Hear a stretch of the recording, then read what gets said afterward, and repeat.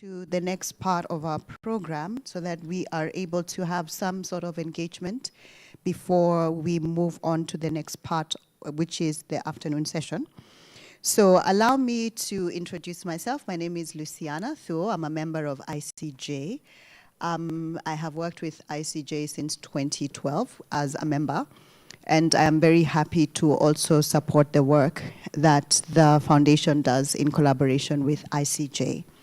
My assignment this morning is to moderate this panel, which is going to look at the current technological revolution, what policies and what regulations are needed to guarantee public security and protect freedoms and democracy. To do this, I have a panel with me, and I will introduce them, starting with the person to my right. So I'm joined by Grace Bomu, who is with the Data Privacy and Governance Society of Kenya. And on my left is Sylvia Katua, who is a chairperson of the board, Siasa Place.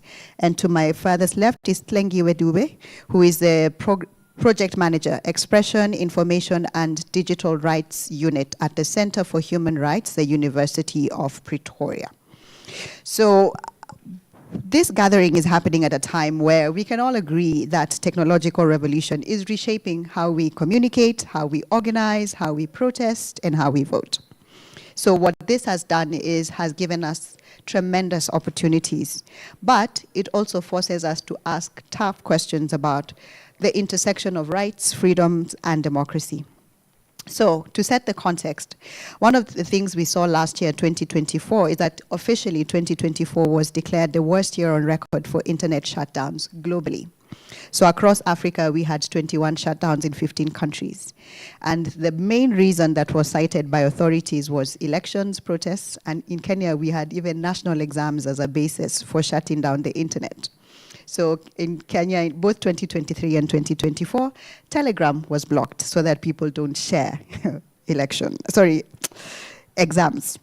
So we also saw with 2024 protests, and I'm sure Kenyans in the room have seen the snapshots of text messages between politicians about how internet connectivity was slowed down during the Reject Finance Bill protests last year. And this raises very serious concerns about how we communicate, how much the state is involved in privacy issues, but also how do we create accountability. So over the last few years, Kenya and Africa broadly has faced very serious questions about intrusive surveillance. So we've had reports of software being used to spy on Kenyans, with Pegasus spyware reports being reported in 2018. And in 2020, we've also seen in Nairobi, it's impossible to drive without being captured by CCTV somewhere. That CCTV has facial recognition, has license plate recognition. How is this information being used? We've also seen concerns about Safaricom being used to monitor and giving away information to intelligence agencies to track people and to have them abducted.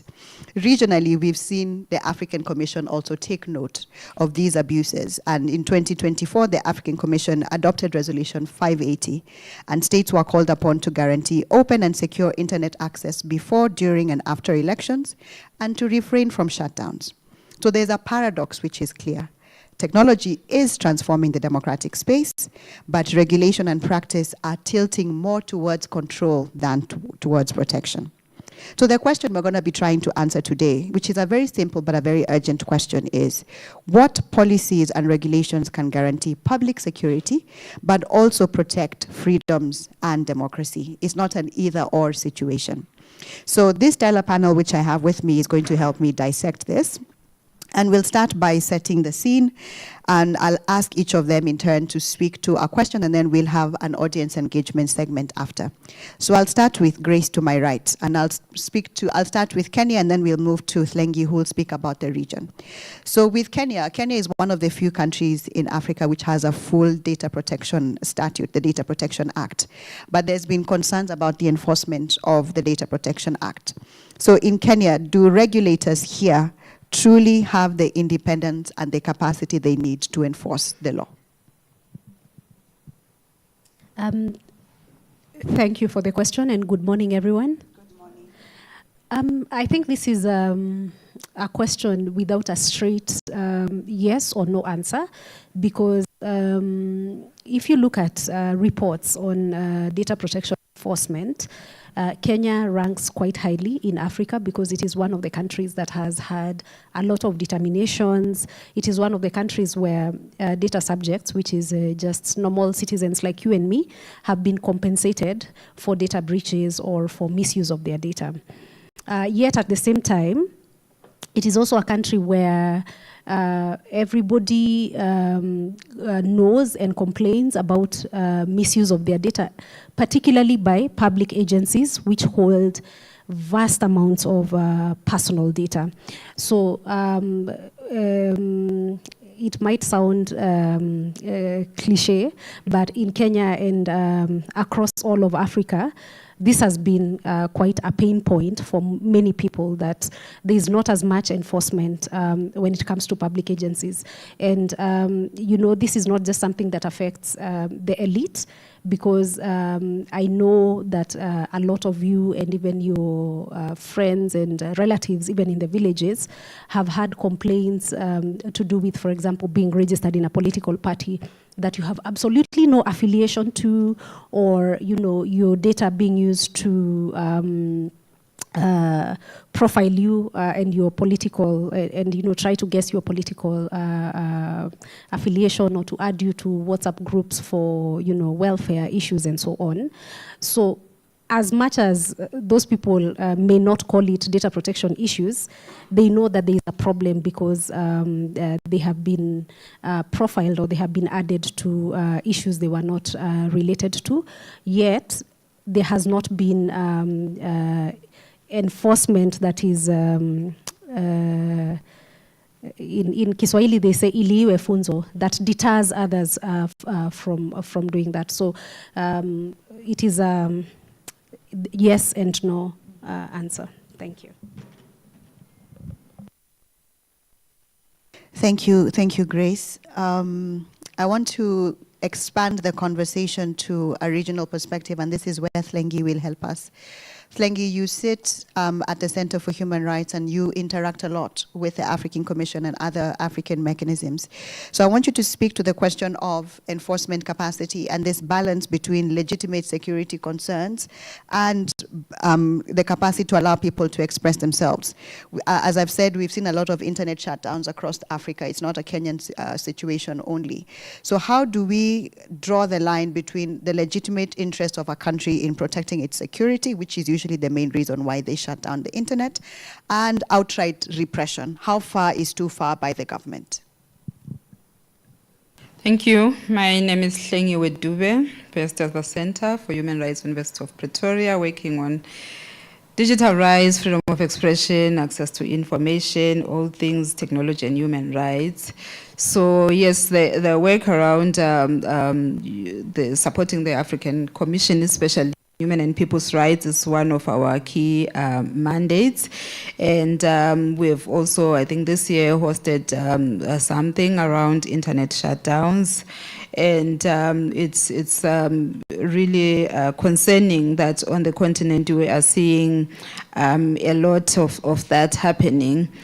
But where the African Commission is coming from is that as the body that has been mandated to oversee the implementation of the African Charter on the continent, it also looks into issues around online rights and access to the internet. So in 2019, the African Commission developed what I can still refer to as a very progressive normative standard, the Declaration of Principles on Freedom of Expression and Access to Information. I think I say it's progressive because I was also part of the process of developing it. So if you check on that normative standard, which is a declaration, you'll find that the African Commission acknowledged the importance of the internet as far as the realization or protection and promotion of human rights is concerned. And specifically, it says that states shall recognize that universal, equitable, affordable and meaningful access to the internet is necessary. In this context, it was for realization of freedom of expression and access to information. And when you go to the preamble of that document itself, it also says that the same rights that we enjoy offline, we should enjoy those rights on an equal basis in the online and offline. And speaking to internet shutdowns, it then says that states, so this instrument was drafted to address states. So these are principles that define, state obligations. So it was saying that states shall not condone or any disruption, engage or condone any disruption of access to the internet or any other digital technologies for segments of the population or an entire section of the population. That is the standard. And when it comes to the practice now, we are seeing exactly the opposite of what the African Commission set as a standard or set as a benchmark. And this we have seen still in the same document. It says that, yes, these rights, they are fundamental rights, but they can be limited, which comes the issues around, they can be limited for national security reasons, for instance. But for a limitation to, pass the international human rights standard, there is a three-part test. The issues of legality, where the restriction provided has to be clear, it has to be precise in terms of the law, it also has to serve a legitimate aim, which can be national security. Also the issue around necessity and proportionality as well,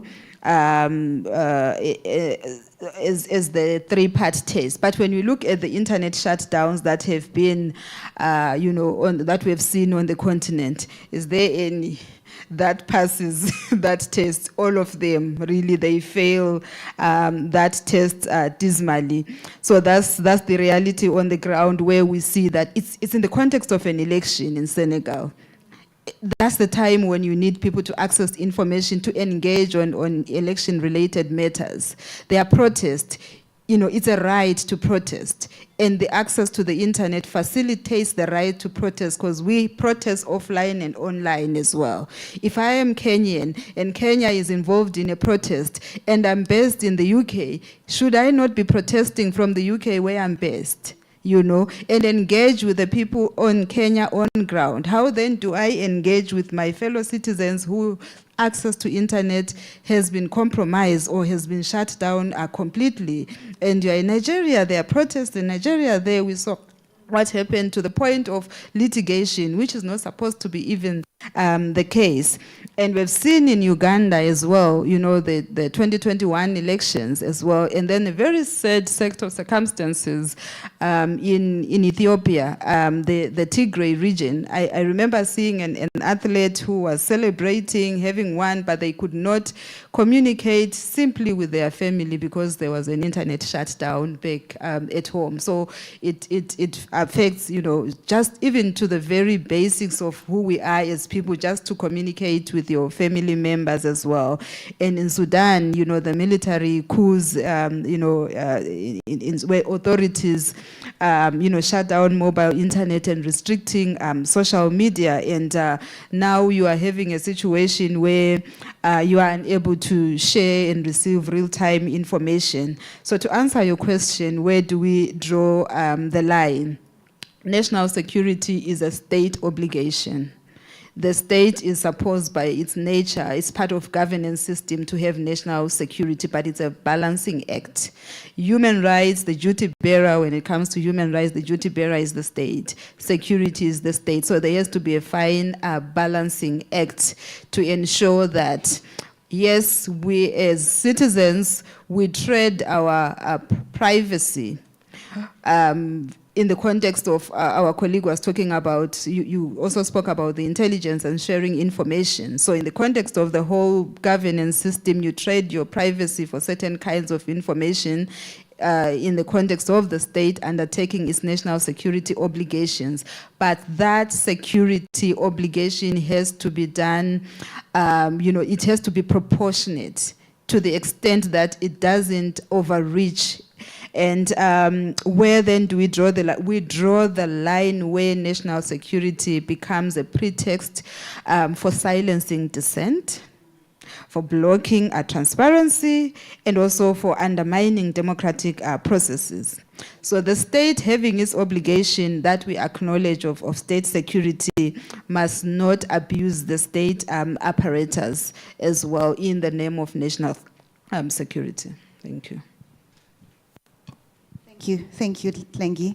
And we can't talk about silencing dissent without talking about the Reject Finance Bill protests in Kenya. And I'm glad we have Sylvia on the panel. And as I said, we've had buzz the last couple of days in Kenya of what exactly transpired between Parliament and the President during the Reject Finance Bill protests and the attempts to stop young people from communicating and galvanizing. And Sylvia, I'd like to speak to the place of the youth in democracy and how central technology is to their role in the process. And it's not just a Kenyan thing, but across the world, we've seen technology being used to mobilize people. We've had Occupy Parliament in Kenya, we've had NSARS in Nigeria. So how do we ensure that regulation by the state protects but does not suffocate civic energy, and particularly where young people are concerned? Okay, thank you very much, Luciana. My name is Sylvia Katua, and I think maybe the starting point for this is to look at I don't want to say the importance of young people, but the strength that they have, especially in numbers. We have to recognize that not just in Kenya, but across Africa and even across the world, young people are really taking up their place, whether we like it or not. And so how do we support this? And one way that they're doing this is through the digital platforms. Now, when we talk about digital platforms, everyone always thinks about social media. And especially which one? Twitter. Oh, TikTok. Okay, depends on your age, but I think majority of the room talked about Twitter. That's what we always think about.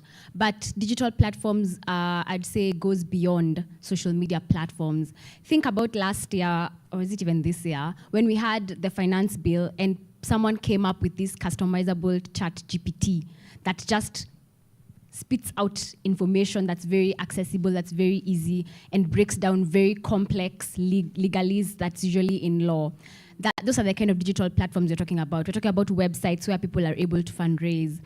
We're talking about even utilizing the financial platforms that we have in Kenya, like M-Pesa and the fundraising platforms, rather, that we are able to use. And so young people are using these platforms to be able to mobilize, to be able to create awareness, to be able to inform, to be able to undertake mutual aid and fundraising for those who need it. And you can see it in different ways. During protests, those who need bail get support through these platforms. For example, like Siasa Place currently, we have this ongoing campaign that's a national campaign just to be able to bail out those who've been, I'd say, arbitrarily arrested, especially using the POTA, the Prevention of Terrorism Act, for participating in demonstrations and protests. And so that's how I'd say young people are using it.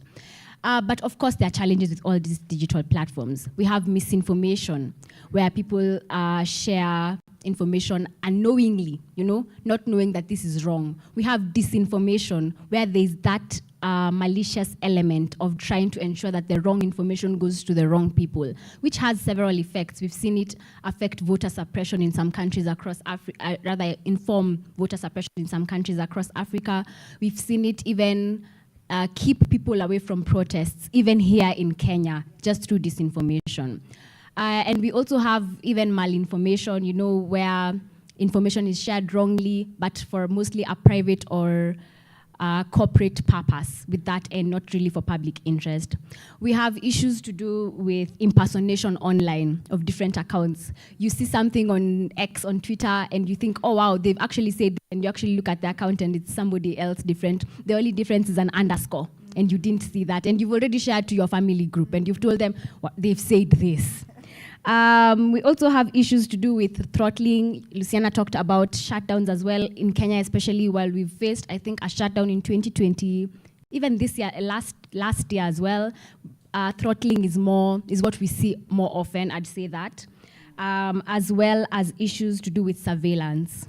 Now you find that there's a growing trend where online accounts are tracked, are surveilled, which is then used by the government, by the state, to track down those who are speaking out against ills in the government, if I could say that. And we've seen that, unfortunately, with very many people, which has led to an increase in extrajudicial killings. So there's that connection that we are seeing and enforced disappearances. Despite these challenges, Luciana asked then, how do we ensure that there's regulation that supports our participation as young people on these online platforms? I liked what you spoke about because everything she went through was exactly what we need in our laws, you know? We need to ensure that our laws are first aligned with recognized international human rights standards. For example, like the 2019 Declaration on Access to Information would be a good way to ensure all our laws are aligned with that. Even looking at principles of proportionality, principles of reasonableness in how our laws are used in the digital space. Those are things we need to take into consideration. We also need to look into how we as civil society, I'd say as partners, can ensure that these laws are amended, and especially to limit the state's use of surveillance. There is this growing trend that we have noted where national security is used as a guise to surveil, to track, and to infiltrate as well digital platforms and safe online platforms, I'd say, that are used for mobilizing and organizing. How then do we ensure that our laws are aligned with this?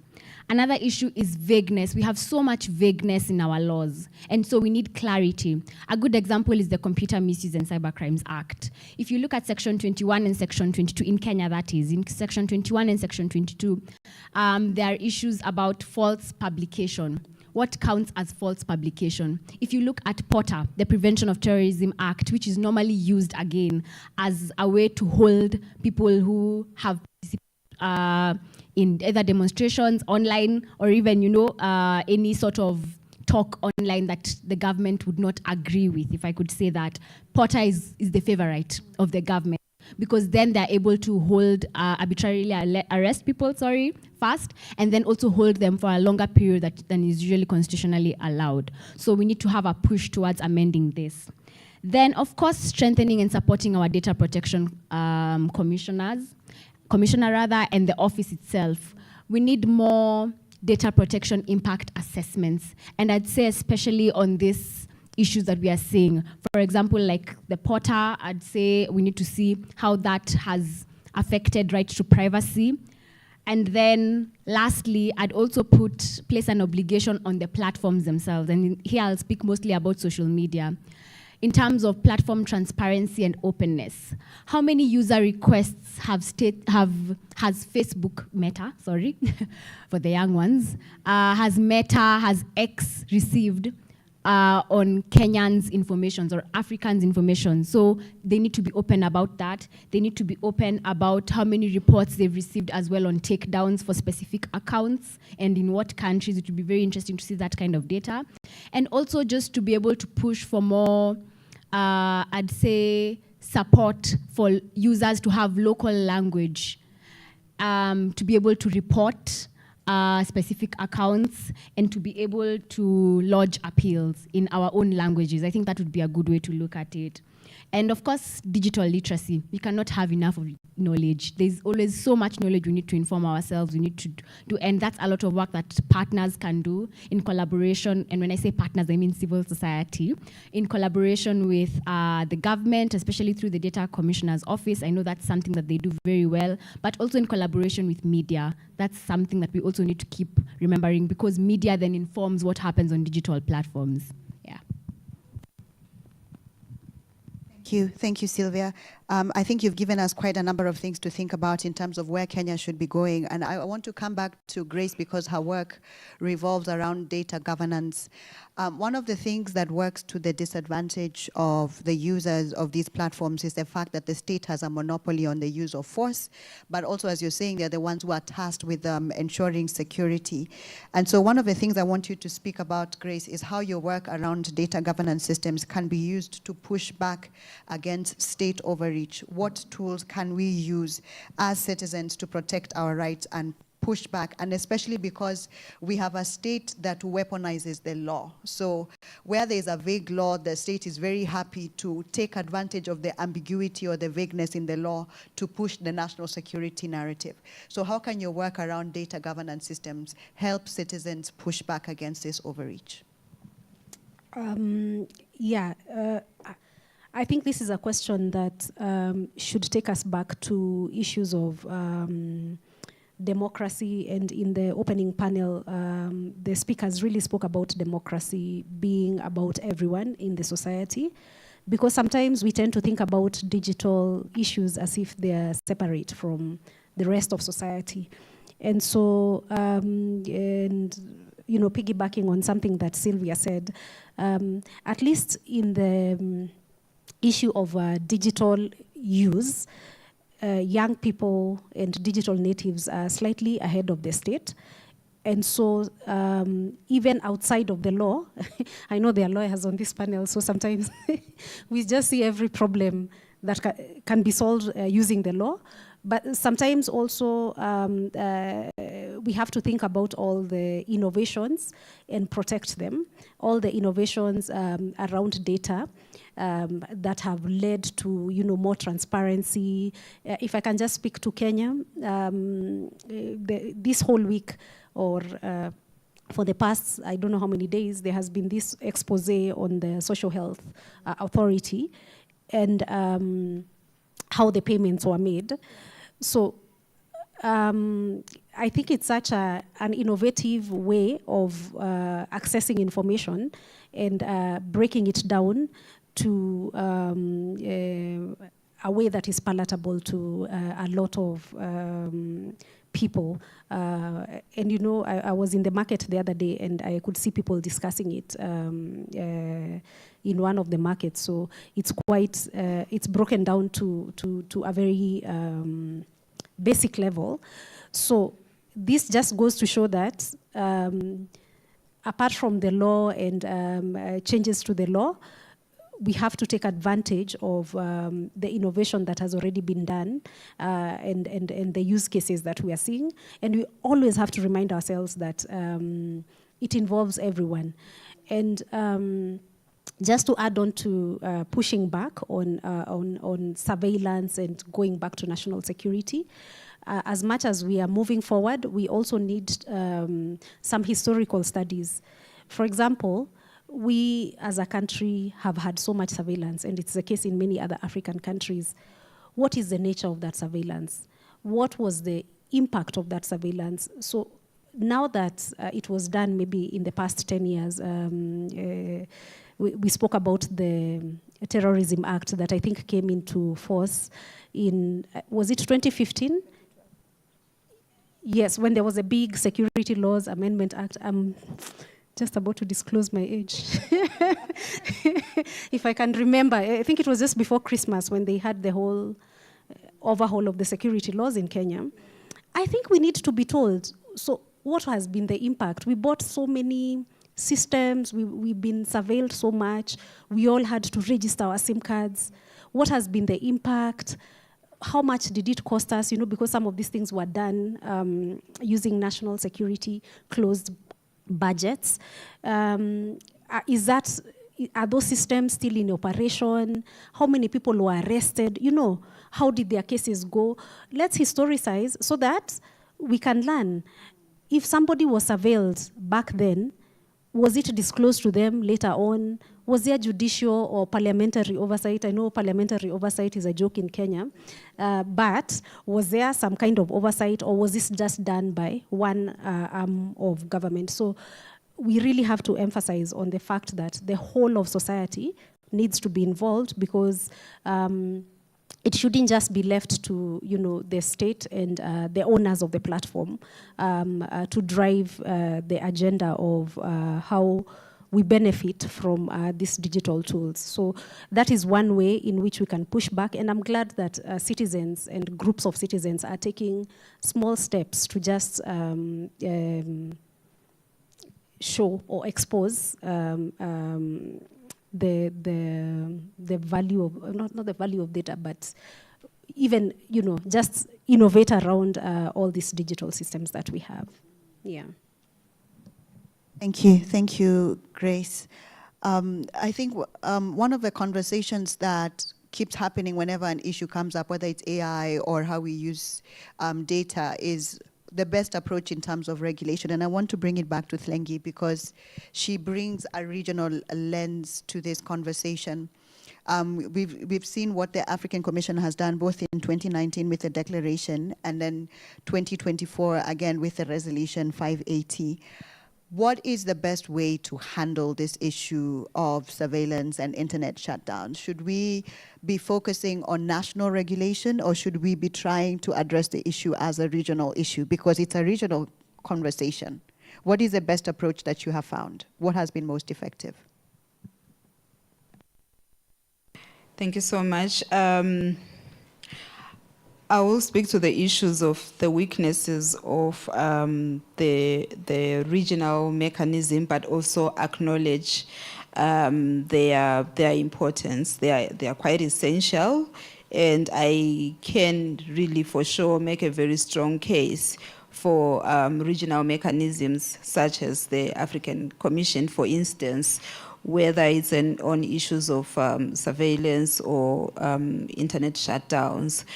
And especially when you are looking at what they have already done, you can see that, these, like I keep using the word progressive, these standards that do provide guidance to states from top regional perspectives.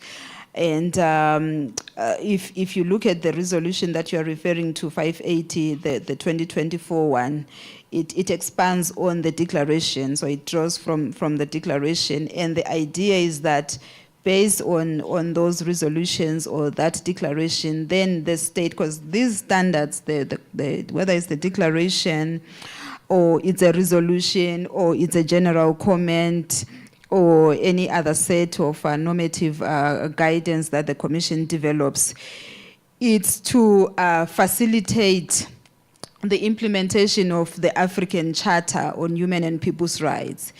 And the African Charter is the binding human rights instrument of the continent. So then they develop these resolutions, these guidelines. I was just talking to a colleague just before the session started that, when you're looking at the declaration, it's drawing from or expanding on Article 9 of the African Charter. If you go to the African Charter, you will find maybe 1 or 2 sentences on freedom of expression and access to information.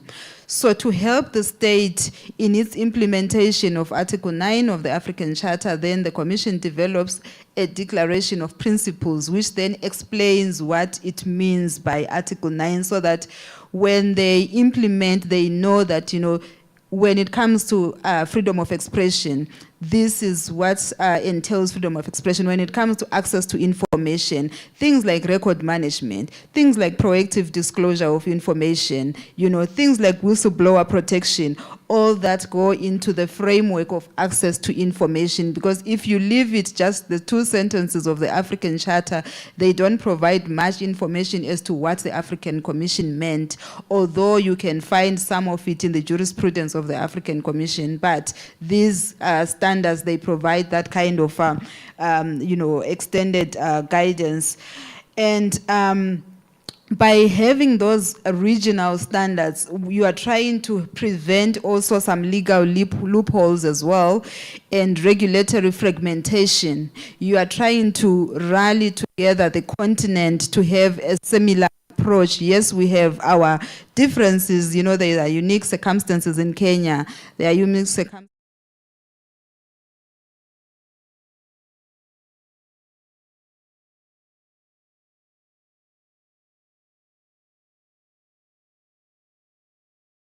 You know, the Malabo Convention, women's rights, we have the Maputo Protocol. So this provides a basis upon which as a continent we have our own identity as far as human rights from a particular perspective are concerned. So it's a way of also harmonizing the protections.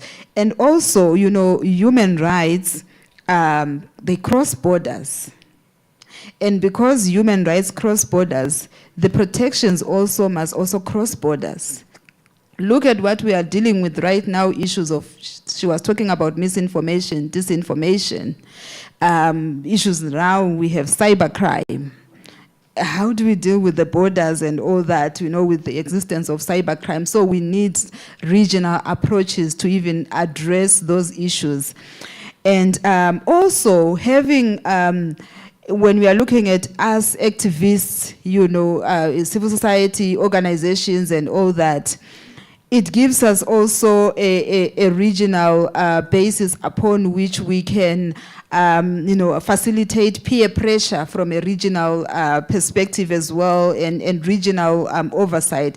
Building that collective pressure around an instrument is also very important, so that when an internet shutdown occurs in Sudan, for instance, you know, you have activists also that are advocating for a change of the situation from Somalia or from Malawi or any other country, rallying behind the principles and the norms that we have as a continent.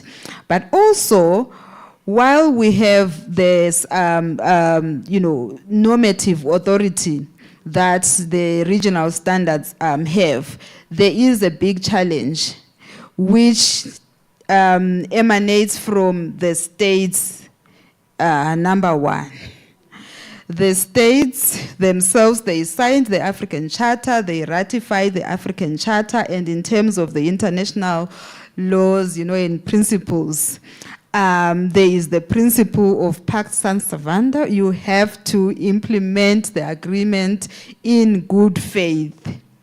Are they implementing in good faith? Their ministers of foreign affairs are the ones that went and signed, and in due time they went back and ratified. The next step is now to implement in good faith. And we don't have that happening. And this is a problem for the African Commission on Human and People's Rights. This is a problem for the court. This is a problem for the you know, Committee of Experts on the Rights and Welfare of the Child. We were together in the Gambia in 2016, and I was working in as an intern at the African Commission. One of the issues that was boggling the African Commission and the other related bodies was the issue of implementation of the decisions of the African Commission or decisions of the African Court. The decisions of the African Commission are recommendations, but they rely on that principle that you signed the African Charter and you have to implement it in good faith.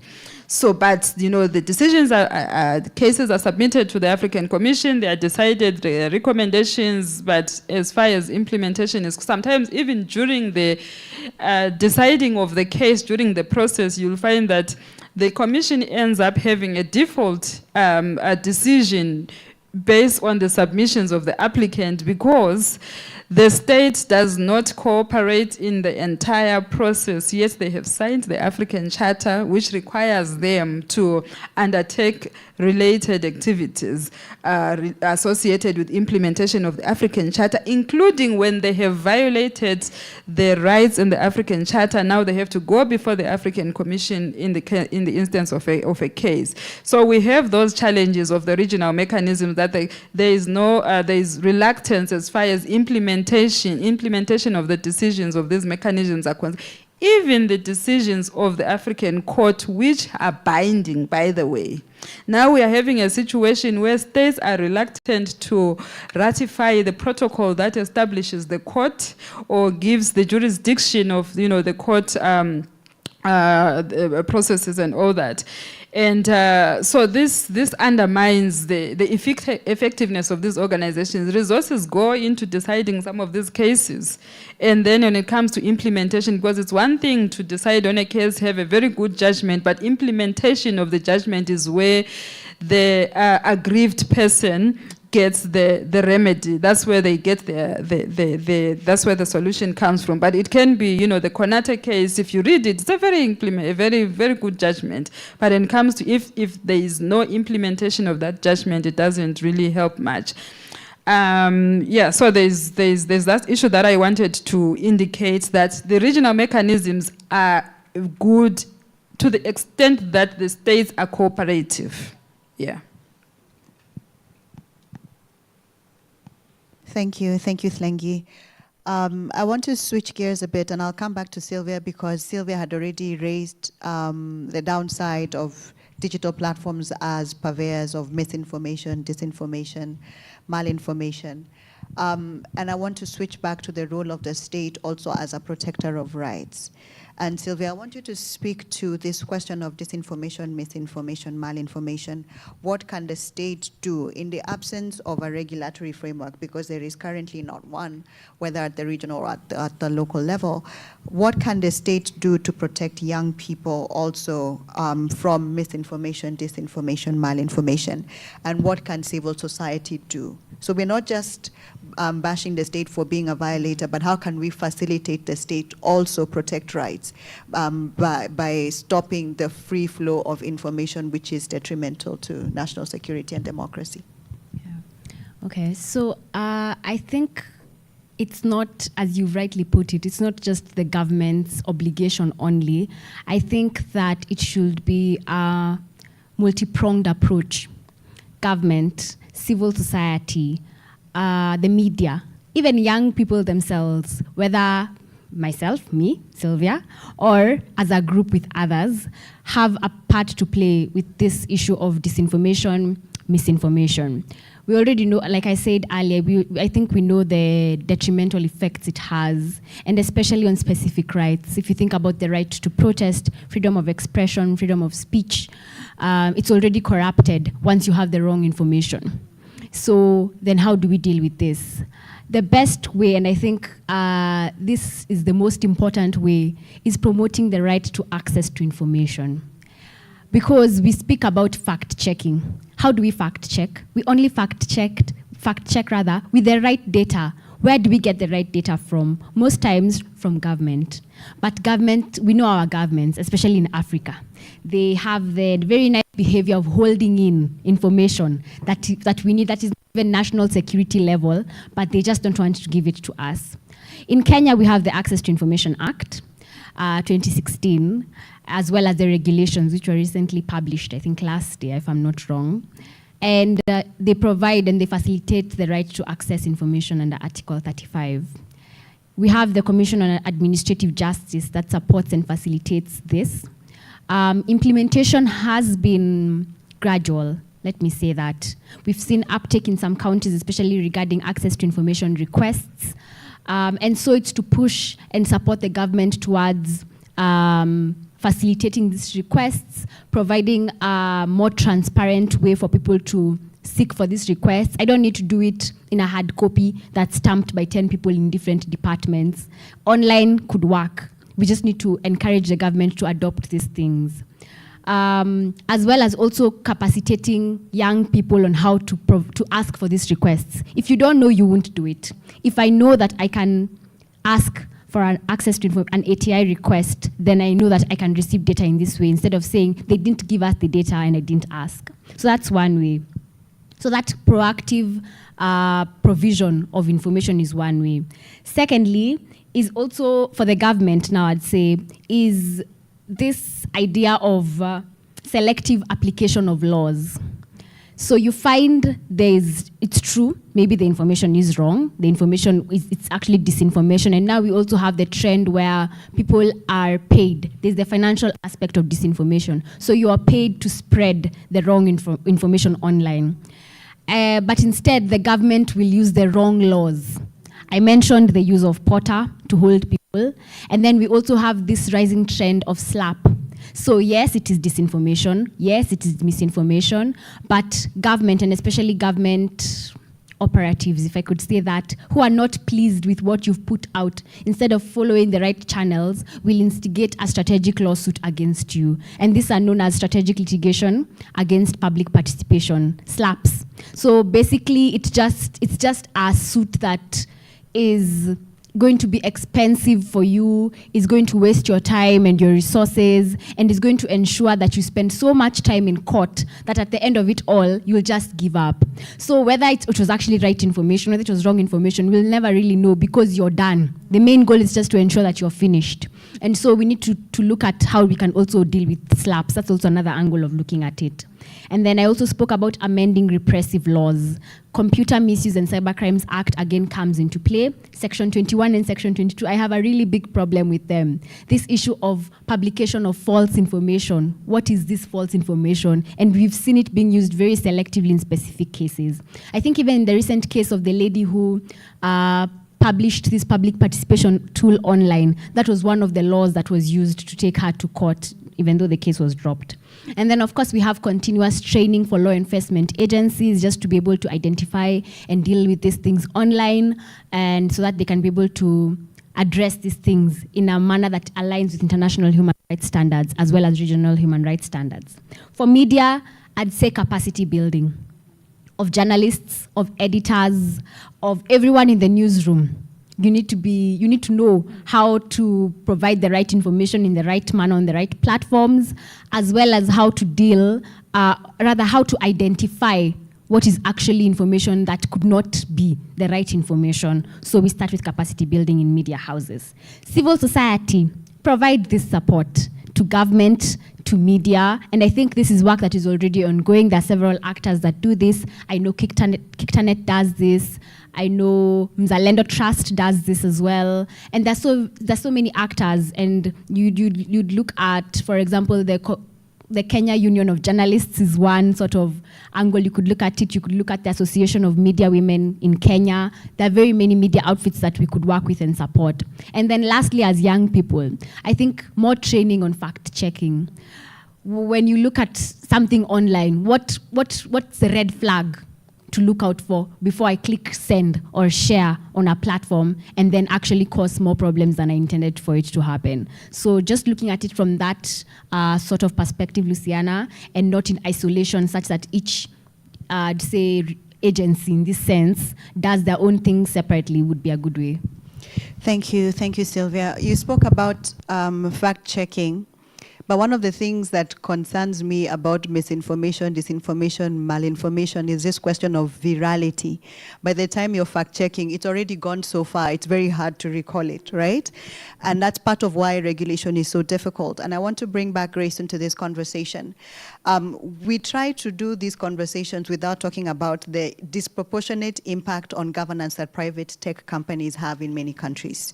So what I want you to speak to, Grace, is what role should regulation give private tech companies, particularly in acknowledging the fact that they have great influence in how we do our laws, our regulations. In a sense, you can't regulate them without their consent, but we need to also make sure that we have a say in what they allow on their platforms. So how do we balance regulations with this disproportionate influence that they have in many countries? I tend to think that every actor can be regulated, including these private tech companies. And of course, I see the problem comes in because of the power they hold. I mean, even us, all of us here, for example, we are using one platform or the other. And where I'm saying I know for sure they can be regulated is because if you check all the 54 African countries, especially the ones which are, in the economic regions. I want to avoid saying sub-Saharan Africa, but I don't know.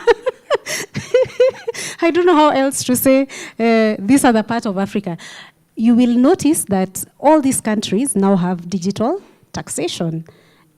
Who is the target for this digital taxation or these digital marketplaces? It is the big tech companies, right? They are the main target. And as much as they tried to fight it back, in the leading countries where there's a lot of use of tech, like Kenya, Nigeria, I can't remember what the case is in South Africa, governments were able to get their way. Why? Because they can see that there's a lot of money moving in these platforms, and so they want a piece of that ngwashe. I don't know if pie makes sense to Kenyans. They want a piece of that ugali or whatever it is. So I think they can be regulated. And I know, like, for example, in Kenya, there's been the conversation on domesticating or implementing the UN guiding principles on business and human rights. I know Kiktanet and I think Article 19 and others were following the process. I don't know how far it's gone, but I know at one point even the Office of the Attorney General had drafted some regulations to guide this process. I also like the fact that in the judicial space, in the judiciary, there's litigation, and the judiciary has asserted that it has a mandate and it has jurisdiction to interpret these new issues that are coming in, including, how tech workers, how tech companies create, we're talking about artificial intelligence in the morning. We normally use the end product, but we don't think about the work behind it, which is part of the litigation that is in court, is about the conditions that workers went through in order to provide these shiny products that we are using even by force. I know now it's by force. Whether you like it or not, your WhatsApp now has AI in it. So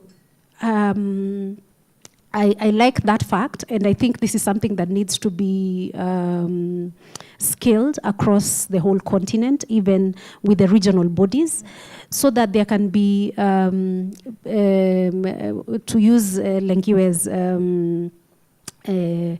top-down, so that the bodies can give more guidance on how African countries should approach these issues, so that when the issues, when people take these issues to court, they are not left without recourse, that they're able to, even if they just hedge some of this technology from being applied, as happened with the case of WorldCoin.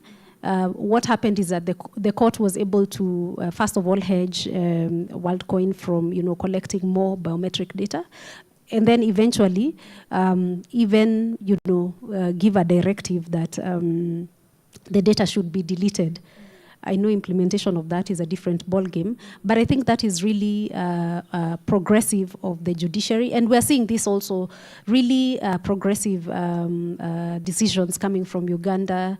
Was it Uganda or Tanzania? The one that came out yesterday from the Data Protection Authority there. So I think the gospel needs to go out there that we are not helpless, because even the rights that we have, for example, in our constitutions, they also apply in this digital space, and they just need to be interpreted to the digital situations that we are facing. So we can and should regulate big tech, small tech, all types of tech, because at the end of the day, tech should serve humans and not the other way around. Yeah. Thank you, Grace, for just a reminder that we're not helpless in this conversation. And I want to come back to Thlengi because we had spoken about the role of states when it comes to abiding with regional standards and how these regional mechanisms are only effective if states are willing, in good faith, to implement the findings of the mechanisms or the resolutions. And I want us to speak to this trend that we are seeing, which is a practice in many modern authoritarian systems, where there's a borrowing in a sense of bad manners. So you have some countries which were not doing these things before, but are now seeing, oh, other countries are getting away with internet shutdowns, let's also join in. So countries like Mauritius didn't have a history of that before, now they just jumped on board. Small island nations like Comoros, jumping on board with that as well, because as you said, no one is stopping states from doing it. So I want you to speak to how do we stop this democratic backsliding, and what is the role of civil society from where you sit in helping to push back against this kind of backsliding and promoting the restoration of freedoms? The role of civil society, I think, stems from where she was also speaking from, that we need a multi-stakeholder approach. And that approach, including the role of civil society organizations, and civil society are a very important stakeholder, a very strong mandate attached to them when it comes to issues related to digital rights, including internet shutdowns. And I'll also give examples of how we have seen civil society organizations actually contributing.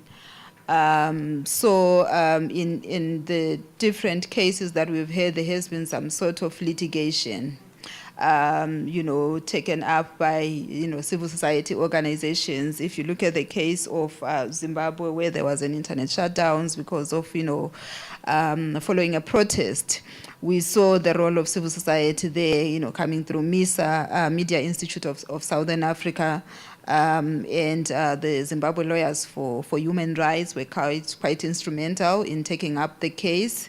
And also, if you look at very good jurisprudence that came out of the Uganda situation as well, I think we see the role of civil society there supporting and facilitating litigation and producing very strong or setting judicial precedent. We have the role of the courts, which is important, but that is supported by civil society organizations who are able to support even the drafting of the submissions and all that. Although there will be issues around maybe enforcement. Even in domestic courts, it's still an issue that enforcement, but that push by civil society through litigation is very important to take note. And the other thing is that there's also like the cross-border support, civil society organizations supporting each other across the borders as well. As we have seen that sometimes when there is an internet shutdown that has happened in another jurisdiction, civil society organizations can rally behind and can rally against that internet shutdown from other countries as well. There are coalitions that have been formed of civil society organizations. There is also the Keep It On campaign that is run by Access Now, which is globally, and that has become a very strong movement against internet shutdowns. And also now I've seen also that Access Now is trying to also reach to the African Commission to see how they can support that regional mechanism to offer the support, because one of the weaknesses of the African Commission is capacity. So to bridge that gap or to enhance the capacity, then civil society organizations provide a lot of support. If you look at the declaration itself, the provisions of the declaration and some of the instruments, now there is a new resolution, is it still new, on information integrity, access to data, the one on internet shutdowns. Those resolutions are submitted or adopted by the African Commission. Some of them, they most of them, they stem from activism or advocacy by civil society organizations who then approach the African Commission.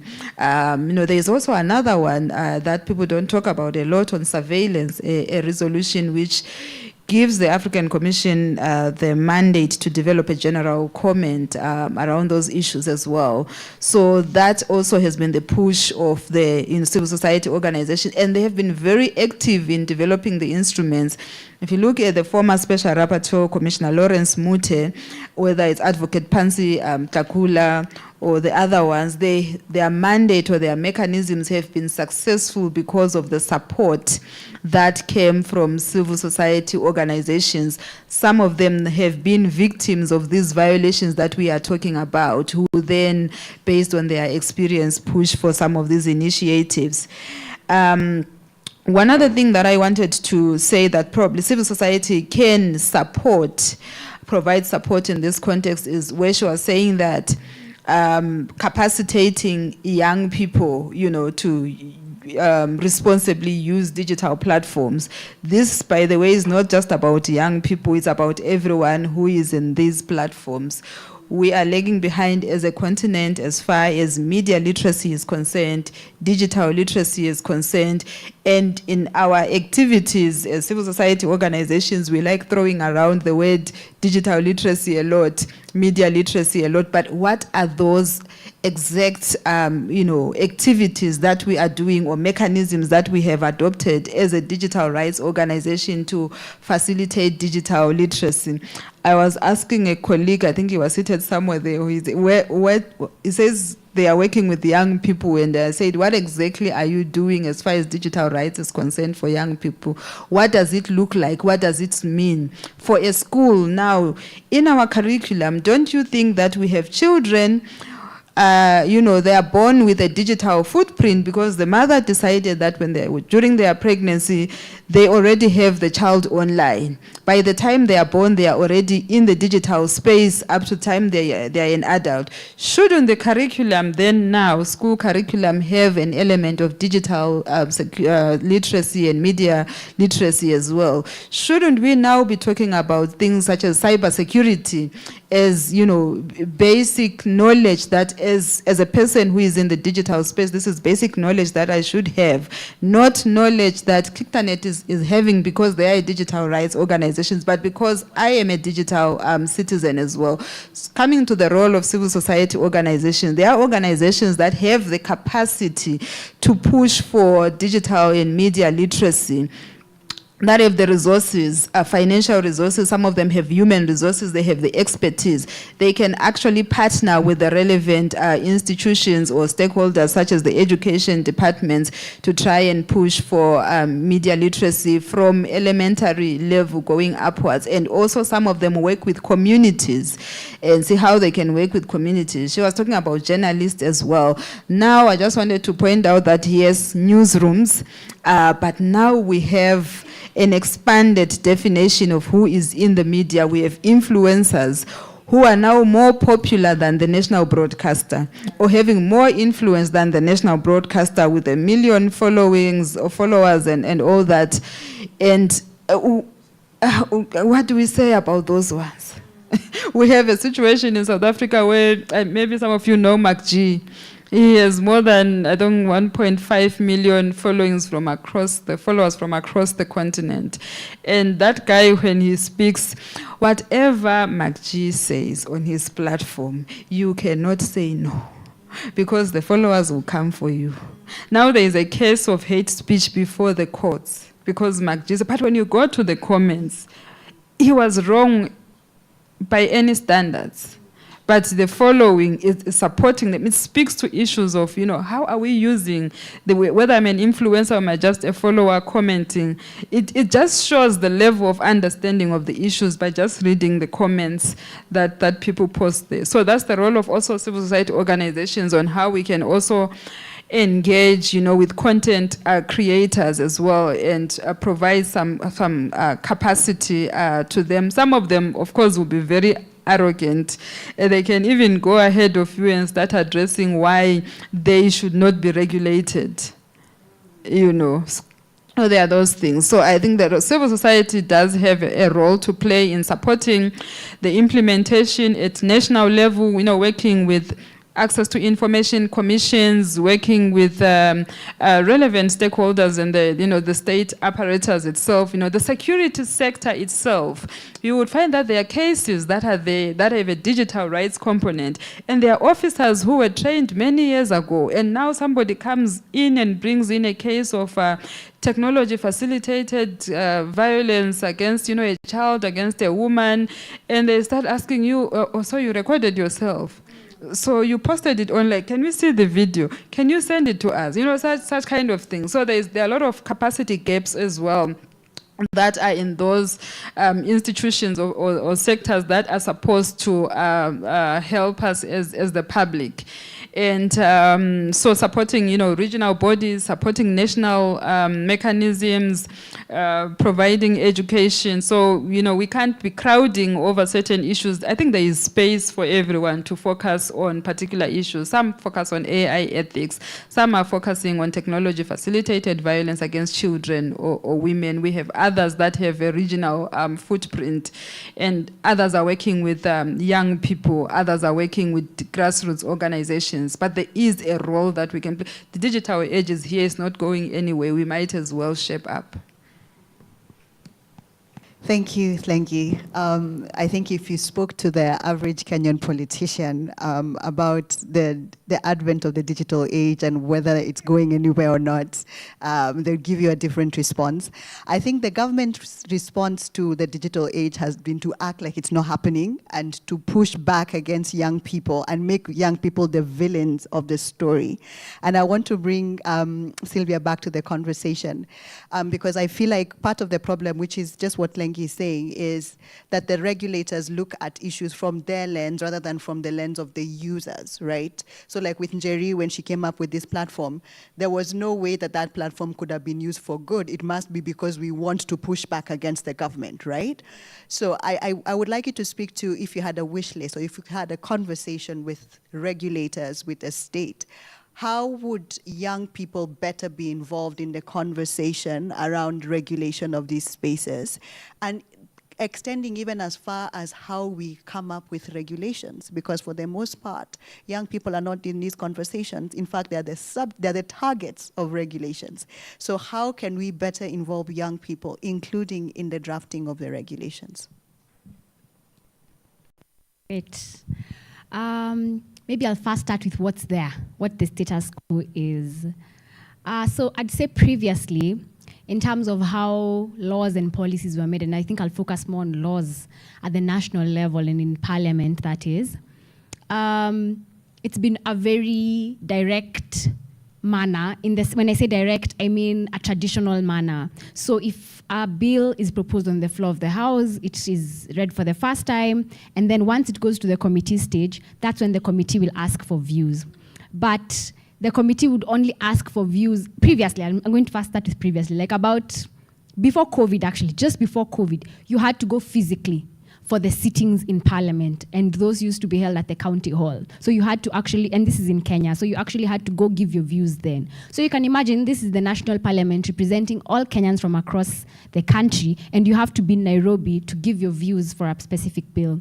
But COVID changed the way things work. And so what happened is parliament had to adopt a digital way. And when I say digital, I actually just mean email. And so Parliament opened up an email address, and so now we can send in our memoranda with email. We don't have to go directly to Parliament. And I'm sure many of us did that, especially this year and last year with the finance bill. So that has been happening since COVID. That's what necessitated Parliament. So you can imagine then what young person, just giving an example of someone who is probably in school, or even if they're not in school, but they're below 25, let me give that range, and they have to, there's something that perhaps affects them. Maybe it's on health, maybe it's on agriculture, and they're from a county that has a lot of agricultural products. How would they be expected to go to Parliament and give their views, one, or even sit down, go through an entire bill that is filled with so much legalism, especially if it's an amendment bill, it's even worse. If it's a statutory amendment bill, you know, the one that has all these laws, the miscellaneous rather bill, it's times 10, you know, it's terrible. they would not be able to go through all that.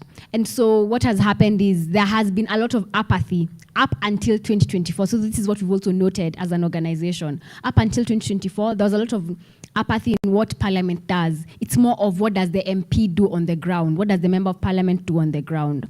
And so I think the Reject Finance Bill 2024 changed how young people view Parliament, how young people understand the roles that's played by the executive and the legislature, and how young people participate.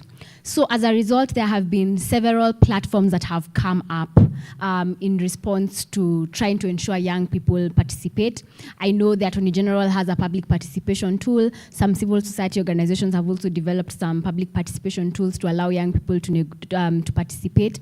But at the point of invitation. So again, now Parliament has also changed tact now. So for you to go give your views, you have to have been invited by Parliament. You can send in your email, but those who will actually go present before the parliamentary committee have to receive a letter, and you have to show it at the door, or you won't enter, which again beats the point. So I'd say in terms of young people participating in developing these policies and regulations is a bit different, but for the laws, it's been quite a struggle. They've had to carve out their own spaces. They've had to develop their own campaigns, national campaigns on specific issues to push their point across. But they've also learned that there's power in leveraging what's already there, what's existing, on structures that already exist and have access. So you'll find, for example, Siasa Place is currently part of the youth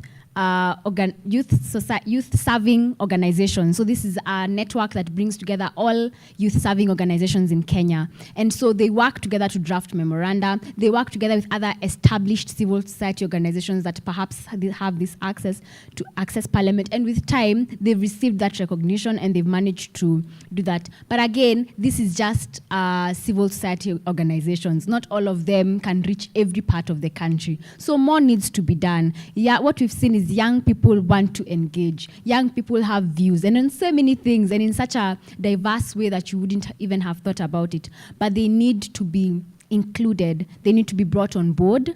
And there are very different ways of doing it. What we've seen is ministries have tried, I would try to say, in terms of how they convene stakeholder meetings. Some ministries go across the country, so looking into different counties. So there's that opportunity for more young people to participate. But that is still not enough, I would say. That is not enough. More needs to be done. And so the space that's there currently, young people had to push for it. They had to force their way in, if that is actually the word that I would have to say. And of course, with where we are going, we already know that young people form a large majority of the country, and in fact, even a larger majority of the voting population. And if we are not able to include them, then we will have a problem, especially for regulations and for laws that affect them directly. I like what Grace said, the digital natives. These are people who've been born. You know Instagram. There are some things you didn't learn later in life. You grew up, you weren't born knowing it, but you grew up knowing these platforms. And so the laws that are there, the policies that are there, have to have their views, have to have their input into the process. And another thing is not just having a policy for the sake of it. It also has to be very agile. We have to, as a state, we have to be very understanding that things change. Things change very quickly in the digital space. What was there yesterday is not what's going to be there by December. It's going to be very different. So there has to be that rapid, quick feedback that can then inform what goes on. And in doing that, not only do we not regulate the space to ensure that our rights are protected, that young people are able to express themselves freely, and to ensure that we have a thriving democracy, but to also protect them. We've noted the dangers that are there. We have to ensure that as much as we are protecting their rights, we are protecting them and ensuring that no ill will is used on these platforms, and using young people as a conduit for this. Yeah.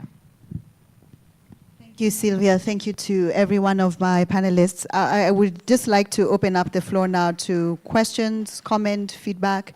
We have a few minutes. I'd just like to hear what the room thinks about this balancing between national security, using, of course, surveillance and digital freedoms. And so if you have a question or comment that you would like to make, please raise your hand. And you can also tell us who you would like to address your question or comment to. So anyone with a question or comment? Okay, so I see one hand on that end, and I'll start with you. A second hand here. So let's start with those two. Hello and good afternoon, I think. First of all, thank you so much for this very invigorating panel. I have taken copious notes. Thank you so much. This was amazing. My name is Gentrix Wanyama. I'm an advocate of the High Court, currently practicing law, technology, media and telecommunications law at the law firm of Kiptines and Odhiambo Associates. Very happy to be here. Thank you so much. Because of how invigorating it was, I have many questions, but I'll try and limit myself.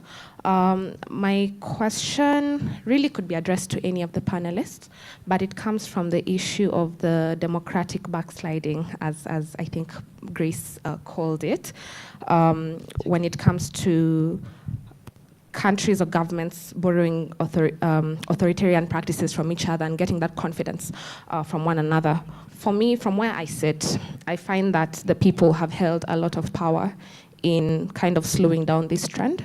Governments will try and carry out abductions or arrests, but then when people really come out strongly, call for the release of so-and-so, free so-and-so, find so-and-so, we tend to see a bit more action than we saw previously. But there's also the problem of what I sometimes call demonstration fatigue, especially when these instances are on the rise every other day. You're having to always be on the lookout. And so my question is, how do we, while encouraging especially young people to keep being vigilant and to keep participating, how do we ensure that there is sustainability, if I can call it that? How do we ensure that they are well supported? And how do we ensure that these spaces, even though we know they're not completely safe, how do we ensure that they're able to keep on participating in the democratic process despite these challenges? Thank you so much. Okay, thank you so much. My name is Palma, the poet. I am a spoken word artist and also an activist and also a social media influencer advocating against injustices happening in our country. So my question is directed to Madam Dube from South Africa. And my question is, as an activist and activist, using digital platforms to raise awareness on community issues, I have faced challenges like having my Instagram account being taken down. So my question is, are we really safe online as activists or activists? What steps can we take as activists to protect ourselves online, both in terms of digital security and also preventing our voices from being silenced from the rogue government? Thank you. So how can they protect themselves while they're using online spaces? I know Tlengiwe has noted your question. There's a third question here.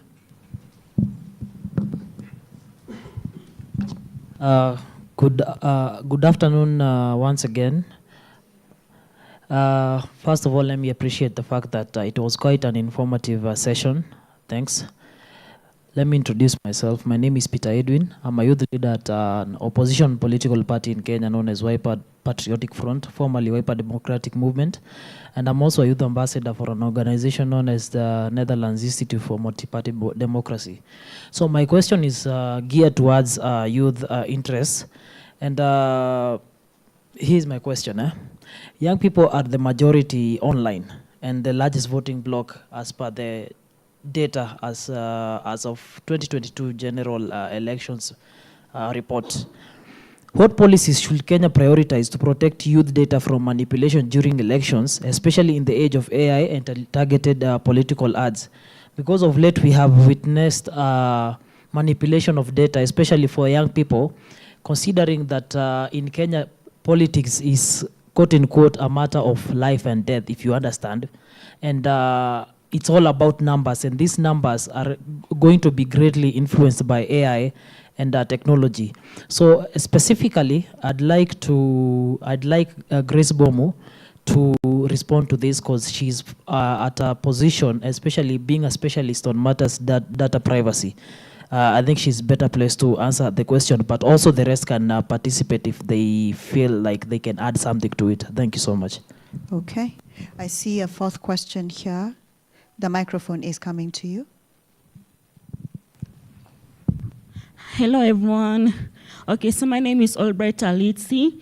I'm a social science student graduate, and I'm a disability activist, and I'm the founder of Lola Crochet Foundation that deals with disability employment in the society, and I'm a proud activist, and yeah, I love crocheting. And so standing here, my question is directed towards all the panelists, and my question is, as we invest in digital innovation for democracy, how are we ensuring that disabled youths, most especially those navigating trauma, are not just included, but leading the design for civic technologies that affirm their dignity and their rights without being forgotten?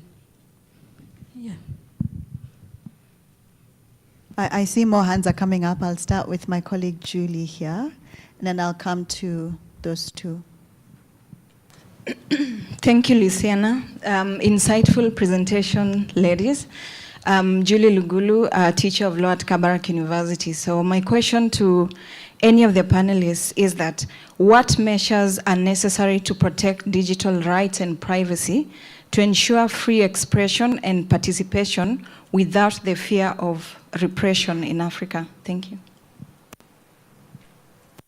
Thank you, Julie. I'll start with the gentleman and then the lady, and then we'll have the panelists respond.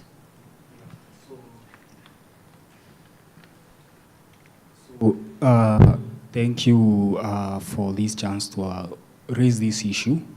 And the issue I want to raise or ask is directed to Ms. Dube. And it's on the issue of policies. Compatibility of these policies, national level policies and regional policies on digital rights. I forgot to introduce myself. I'm Stanley Wamangu. I'm a digital rights advocate and convener of Haki Digital Initiative.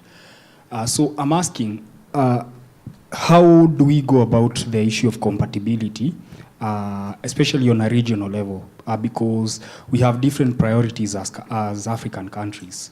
And in this context of democracy is particularly important for Kenya, and how we can go about that issue in other African countries and have a more integrated continental framework is important, but how we also navigate different priorities. Like for some African countries, the priorities are about democracy and civic space restrictions. Others are about national security. Others are about creating employment, utilizing digital technologies to create employment. So how can we navigate this and still find enough space to talk about or to make improvements on these issues of digital rights in our continental and regional policy and legal frameworks? Thank you. Thank you. I think there was a lady as well who had a question.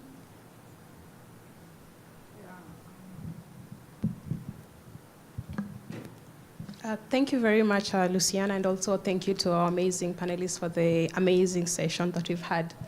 My name is Louisa Odingo. I am the project lead for the Africa Artificial Intelligence Policy Lab by the Lawyers Hub. So my question can be addressed by either of the panelists. We have a lot of emerging technologies such as AI, artificial intelligence, digital ID systems that are fast spreading across Africa. So what do you see as the most urgent or pressing safeguards that need to be taken or put in place to ensure that, one, we protect human rights and democracy, but also we strike a balance between public security and privacy, as well as democratic participation of both the youth and the public in general? Thank you. Thank you, Louisa. I'll allow the... Okay, I see there's one. Okay, more. Good afternoon, everyone. My name afternoon. is Joel Maina from Amnesty International Kenya. Mine is not specifically a question, but just to thank the panelists for that insightful conversation. And again, on what my friend Sylvia has mentioned on the Computer Misuse and Cyber Crimes Act, even when you look at the Amendment Bill of 2024, it is making it has used even more vague terms. And even if you look at the Kicker Bill 2025, again, it even came up with other ways indirectly to violate people's privacy and issues of data protection. Thank you so much. Thank you, Joe. So let me allow the panelists to respond in the order in which they're seated. So let's start with Grace, then we'll have Sylvia, and then we'll have Flengi. Thank you so much. I just wanted to refer to I attended another foundation, I don't know how to say it in French, this foundation event at Strathmore University as Innovation Foundation for Democracy event some time back at Strathmore University where Professor Bembe was speaking. And that question that Gentrick has asked about getting fatigued also came up. Because he was speaking about reinventing democracy, infusing African perspectives. And then somebody said, but what is democracy? We are being fought left, right, and center. Does it even really work? And I thought it was so interesting that he spoke about some sort of a paradigm shift, because the fact that we still have some power and still have some action going on, including the tensions that we are fighting right now, because there's a lot of power in digital, but we are it's also being this clawback at the same time. I thought that is interesting because I think it is a design of the anti-democracy league to make you think you're fatigued, or to make you think that there's nothing to achieve by, viewing or retweeting, or because which is the interesting thing about the digital space. Even just viewing a tweet, because the whole platform is built on surveillance, it makes it be viewed by more people, right? Even if you don't retweet or do anything, the fact that the eyes are on you, the fact that you stared, there was a 20-second, you stayed for 20 seconds on that particular, that is counted as, oh, this is interesting, so the views go up, and so on other people's walls, or what do you call them, timelines, it comes up. And sometimes I think we need to shift our view and remember that this is why there is response from all sorts of spaces. Sometimes we need to also think of the wins.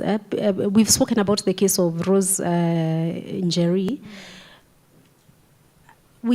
As much as we are saddened by the fact that why did she have to spend time in one of the worst police stations, but at the end of the day, it's a win that even the judiciary was saying, this is such a trumped-up charge, we cannot even admit it.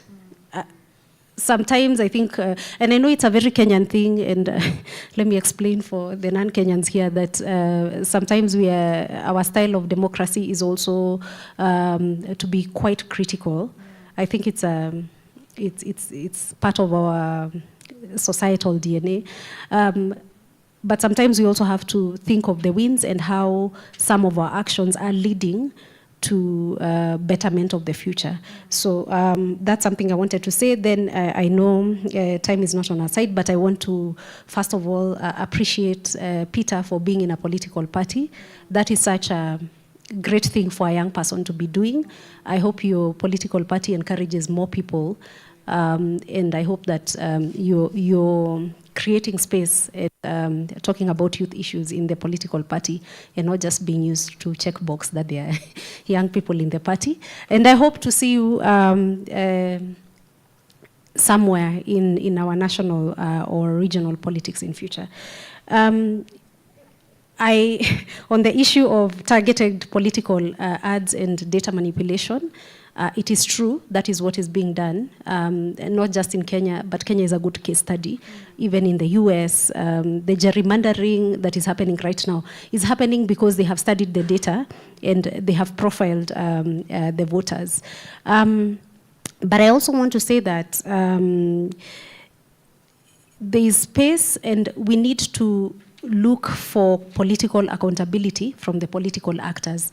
And so I don't want to call your party small, but the smaller political parties or the smaller political actors could come together and demand accountability, because it tends to happen so often that the manipulation, the sources of the data are from government databases. This was the case. There was a study done by Strathmore University, one of the centers at Strathmore University about the 2017 election. It was actually the voter register that was used to profile people. And you know, here in Kenya, profiling is not necessarily, one level of profiling is just looking at your name, which is why I love my name. I know most people, where do you come from? Then I tell them, Nairobi. I know, but where do you really come from? You know, that kind of profiling from your name to be able to, try and gauge your political leaning, which is what young people are. They're defying that by having political leanings that do not necessarily align with the previous generations where it was just about your ethnicity. So I think we can seek political accountability. We can follow the money, because it takes money for you to do this kind of profiling, for you to send the bulk SMSs that you send to people, for you to send all those WhatsApps messages. You can follow that trail. There's a guy called Odanga who has done very good research showing that, and Sylvia talked about it, there's an economic aspect to it.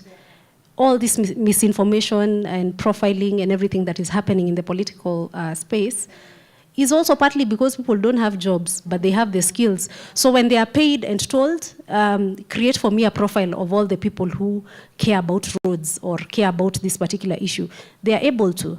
So we can follow the money, we can seek political accountability through the political accountability routes that are there. Even if the political accountability routes, the ones that are in the law do not work, we can also seek political accountability from bringing the community together, like is happening right now with all these campaigns that are being done by young people, the so-called Gen Z kind of accountability. So I think I can't answer the question fully. Maybe it's something we can discuss further. But congratulations on being in a political party. That's awesome.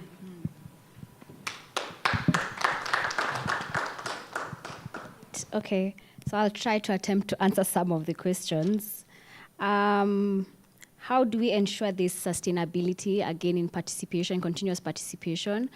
I think from our experience as Siasa Place is leveraging on others, working with others. There is strength in working with others. You can't do it alone. And so perhaps I think there is need for us to consider as a movement, let me, if I could call it that, this movement, on how we have to keep passing on the baton. It can't be the same people all the time doing the same things. We really have to be creative and see how we can work this around.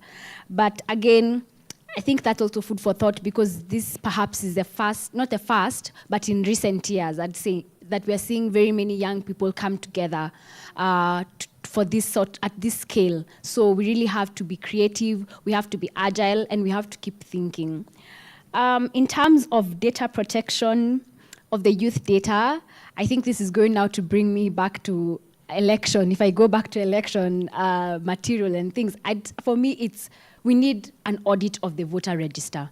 We need access to the voter register. We need an audit of the voter register. Then we can make informed decisions from there, because I think the current voter register as it is already has some fundamental problems that need to be addressed and looked at, but without access to it at this point. But that then again brings over the whole conversation about IEBC, which has just been constituted, which has not yet settled. So there's a lot, I think, on that angle. Maybe you can sit with Luciana and I, and we can discuss a bit more of that. That's a lot of the work we do. Then in terms of I'll merge the questions regarding emerging tech, the safeguards for emerging tech, as well as what measures we require to protect our rights from fear of repression. So on emerging tech, I think I'd go back to what Grace spoke about. Look at the tech that we have from source to end. We always look at the end product, but how did we get there? Who actually inputs this data?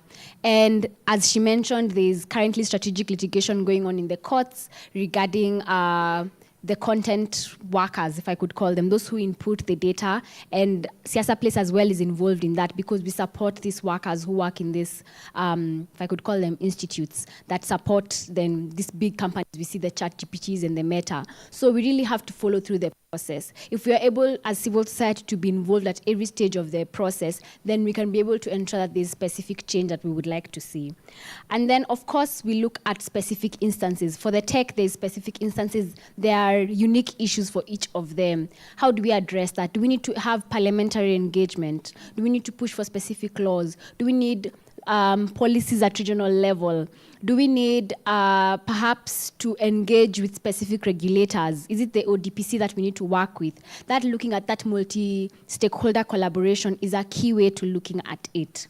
In terms of fear of repression and the rights that we have, I'd say the key thing would go, in Kenya specifically, would be not just the regulatory and legal framework, but also the push that citizens give. I'd say the citizens' involvement. As Gentrix rightly mentioned, when there is that public pressure, we see things happening. We see some form of change, if I could call it that, no matter how minimal it is.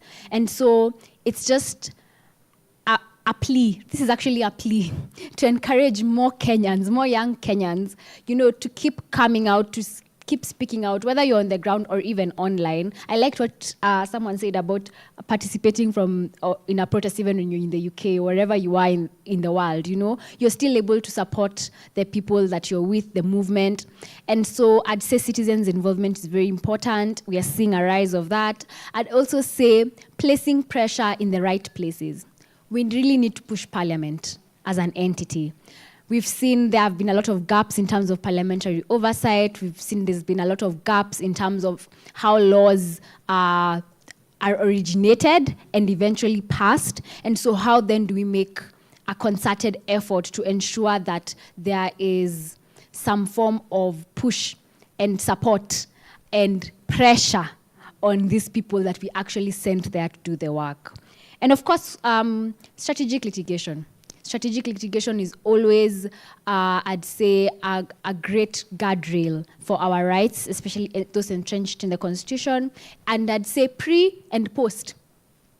Pre, you can see something from afar. You've seen there's a loophole in law. You need a constitutional interpretation. You need some guidance from the courts. That could happen. And post, the harm has already taken place, the constitutional violation has already happened, and so then how would the courts interpret this and support that? That's what I would say. Thank you.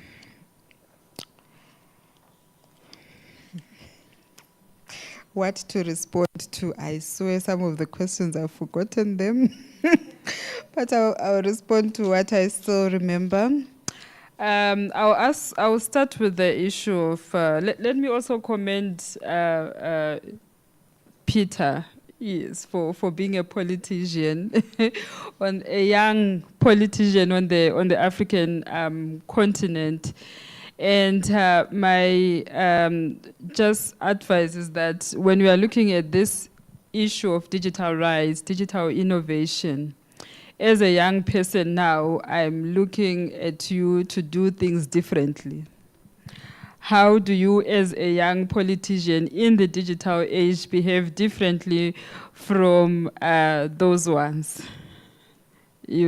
How do you take advantage of the technologies at your disposal now, technologies which were not at the disposal of those that were practicing politics, let's say in 1980, 1990, and all that.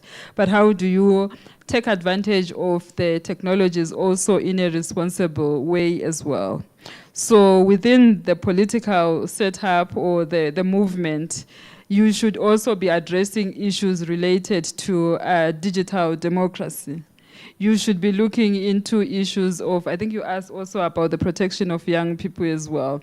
What is cybersecurity? What does cybersecurity mean to you as a political party? Does your political party think about cybersecurity? It's a political issue. It's not just an issue to be, spoken about by, those in IT. It's a political issue as well. You have your systems, digital systems as a political party. How do you protect them? She was talking about data protection. What is data protection to you as a political party? What is protection of personal information to you as a political party? And how can you push for data protection, that movement, nationally? And there are also issues related to digital exclusion. We have a lot of young people, although we have so many young people that are in digital spaces, but we have many of them that are not in the spaces. How do you address digital exclusion as a political party, specifically for young people, so that they can also equally benefit from using the technologies? We're speaking about, rights being protected offline and online. So those are some of the things that we have to think about as a political, how to mainstream issues of digital rights within the political movement. Then some of the questions that you are asking here will become easier for you because this becomes part of your ecosystem as a political party. She spoke about persons with disabilities. How do you engage persons with disabilities as a political party, looking at a digital rights perspective?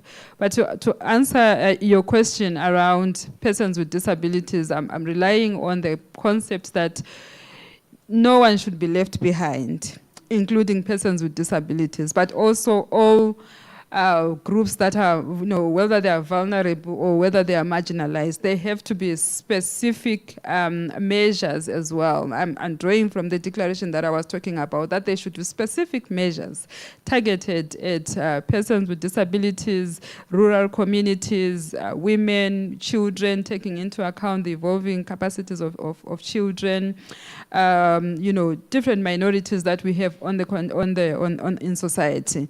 And for persons with disabilities, there are standards also that have been developed specifically to target the inclusion of persons with disabilities in the digital age. If you look at the protocol to the African Charter, that there's a disability protocol. I can't remember the exact articles, but there's the specific provisions that relate to digital inclusion as well. Those can be transposed to national situations or the jurisdiction here in Kenya to see how Kenya is aligning to those standards. 1, 2, you are an activist. It's your role as well to ensure that persons with disabilities are included. You understand better the situation. If you are talking about persons with visual impairments, every time, like the center, we have courses on human rights issues. I always make a point that when I have sessions on persons with disabilities, let's say it's on freedom of expression, it's on air, I'll bring the former special rapporteur, Lawrence Mute, who is an activist and an academic with a disability, to speak to the issues based on experience, not based on, what I can read and understand that, when it comes to technology, it makes things easier for a person with a disability, but, for a person with a disability actually makes things possible. So it's easier if we have disability movements actually pushing for digital inclusion. I know there are organizations in Kenya. I have a former colleague and a friend who works at ICJ, the international office. He's a very strong advocate of digital inclusion. So inclusion is important, but representation is more important. So as somebody working in human rights, you should also, like what I was saying, think about digital rights in the context of persons with disabilities and be in a position to craft initiatives that support digital inclusion, whether it's at grassroots level or national level or international level. So inclusion is very important, but also representation is important. I encourage you, especially the disability rights movement, to take up issues of digital rights. I think our colleague mentioned something to do with compatibility of regional standards and national standards, and you spoke about different priorities as countries. We can have different priorities, yes, but when it comes to issues of human rights, those are universal. Democracy, those are universal. You know, sustainable development, those are universal. Probably we're at different levels, we're at different approaches. So the reason why also I wanted to mention that the reason why we have these regional mechanisms is because of these priorities that you are talking about, so that we can also manage the priorities, because some of the priorities gravitate towards repression. So in order to control that repression and bring us back into the fold, we need something to, you know, to kind of, my bundles are depleting, but something that we can rally around and create a common positions. Even when we have different priorities, there is no country that can say it doesn't have a priority which is advancing democracy, or a priority which is advancing human rights or sustainable development. It's also in the how, but the standards are so that we can bring them down to a national level without really having to divert from what can be benchmarks. Right. So also these standards as well, I've seen in the case of Malawi recently, I think this month actually, a very progressive decision from the High Court I think it's the High Court in Malawi, on criminalization of defamation. And there was a heavy reliance on these regional standards, that when you look at the regional standards or the national framework and you don't find some way to say we can rely on that one, there is a regional standard that is a higher standard, where you then go to and draw inspiration from there to derive a progressive judgment which can better protect the standards. Protect the rights of the people.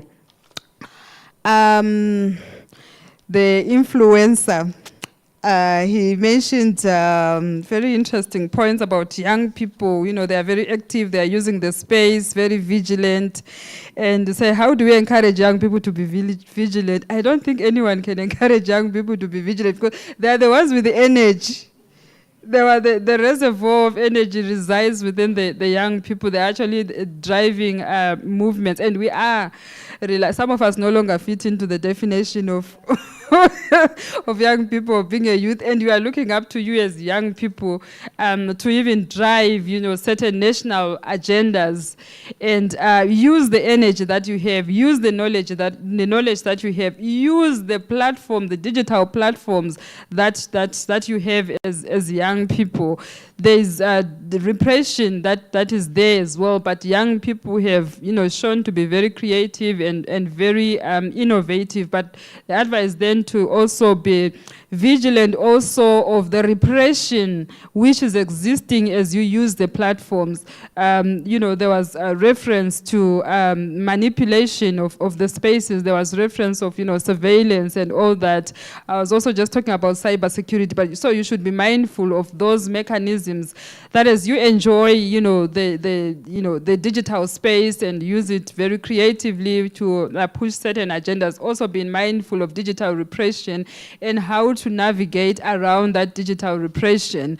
And also when you are in trouble now, maybe now there is a case which is involved, know the ecosystem which are the organizations or, law firms that work on these areas that can provide expert support for you should you find yourself in trouble, because sometimes life will be lifing, things will happen, and you will need certain stakeholders to come to your corner and support you, probably in a litigation case, or to push advocacy in a certain way. And as you are an influencer, you are in a position where you can positively influence society, but you can also be in a position where you can drive what she was talking about: misinformation, disinformation, malinformation. So you should also, I think there should be some consortiums or certain movements of content creators as well that, push for ethics, so that you then don't find yourself now pushing hate speech, misinformation, disinformation, or making certain pronouncements, probably that, speak, in ways that violate vulnerable groups in society, maybe such as women. So I think there has to be that kind of, it's good to be on the internet and using the platforms, whether you're in TikTok or on Instagram, but you should also be mindful of, the ethics and be responsible, such that you then do not find yourself as a purveyor of hate speech or misinformation and disinformation. So when it comes to issues around regulation, we should not only be thinking about the media. Like I say, there are also young people who are using the space as well that do not have the knowledge around ethics. With a journalist, they go to journalism school, they learn about media law, they learn about ethics, they learn about so many things that, there are so many don'ts that you can, that you have to adhere to when you are a journalist, which is the knowledge that most content creators or some content creators do not have. Then that's why you find yourself then now on the other side. You have made certain pronouncements that you're not supposed to make, but if you had the knowledge of certain ethics, you would not have, made. Yes, on the continent, really, when it comes to democracy, there is backsliding, which is we are witnessing. In South Africa during the elections last year, there was the term which they were using, young people, they were saying is democracy fatigue. That, there is this, South Africa got independence in 1994, now it's 2024, what has democracy done for you? So there is also that even young people are getting tired of the word or phrase or concept around democracy as well. You can even see now there's a bit of backlash when it comes to institutions such as the Human Rights Commission. Instead of supporting the Human Rights Commission, there's trolling of the Human Rights Commission.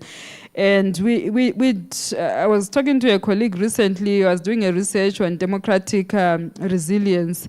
So I was saying, I don't think there is much of democratic resilience on the continent. In fact, we have a deficit when it comes to that part, and there are so many examples, democracy gaps, a lot of them that exist that we should be dealing with, and there are very good examples of bad examples of that democratic backsliding on the continent that we are seeing. But in terms of enjoying the rights without repression, I think there are so many elements that contribute to it. If we have an independent judiciary, that is very important, because we have mentioned issues to do with litigation, people are being taken to court and all that. In that instance, you need an independent judiciary to preside over these cases from an independent perspective. And we have a lot of incidents of the judiciary being captured in so many instances. I'll give an example. I live in South Africa, but I come from Zimbabwe. So I'm sure you have heard Uncle Bob for many years, like he was the darling of the continent, although we had a different perspective back home. I personally judged him from the lifestyle that was lived by a general Zimbabwean, which wasn't looking good. So my admiration was not that much. So the land reform, there was the land reform in Zimbabwe, black people taking land from the whites and all that happened. And that was informed by, history. If you know the history, 1890, the British flag, marks independence in Zimbabwe throughout 1980. There's that land dispossession which happened. There was a question which wasn't answered. But in answering that question of the land, now I'm talking about the judiciary, of answering that land, there has to be the parceling of the land, which ended up even infiltrating into the judiciary, where now you have state apparatus just parceling out pieces of land to the judiciary and things like that. And this is done via not the national, through a party system. And already if it's done through a party system, is the same judge going to be fair when cases are brought? It's via the land reform, correcting the wrongs of the past and all that. But this is coming to a judicial officer. Will there be independence? So we need that. Judicial independence is very important, but also we need a lot of expertise around the issues, so that when it comes to the state authorities or state apparatus as well, they have the requisite knowledge. You have a Human Rights Commission. I did a training on digital rights and invited NANRI, and they say they had done a study on violence against women, and there was nothing digital violence in their report. A whole NANRI is a regional body. So we need to also equip our institutions as well, the National Human Rights Commission, that if it's an issue that has to do with artificial intelligence and it's before the Human Rights Commission, does the commission have the capacity? If it's something to do with access to information, the Commission on Administrative Justice, does it have the capacity? If it's Parliament, does it have the capacity? You were saying something else. I went to Lesotho for a training, and it was so disappointing that, one, there's a data protection law in Lesotho which has been in existence since 2013, which is just nicely decorating their legal statutes without being used.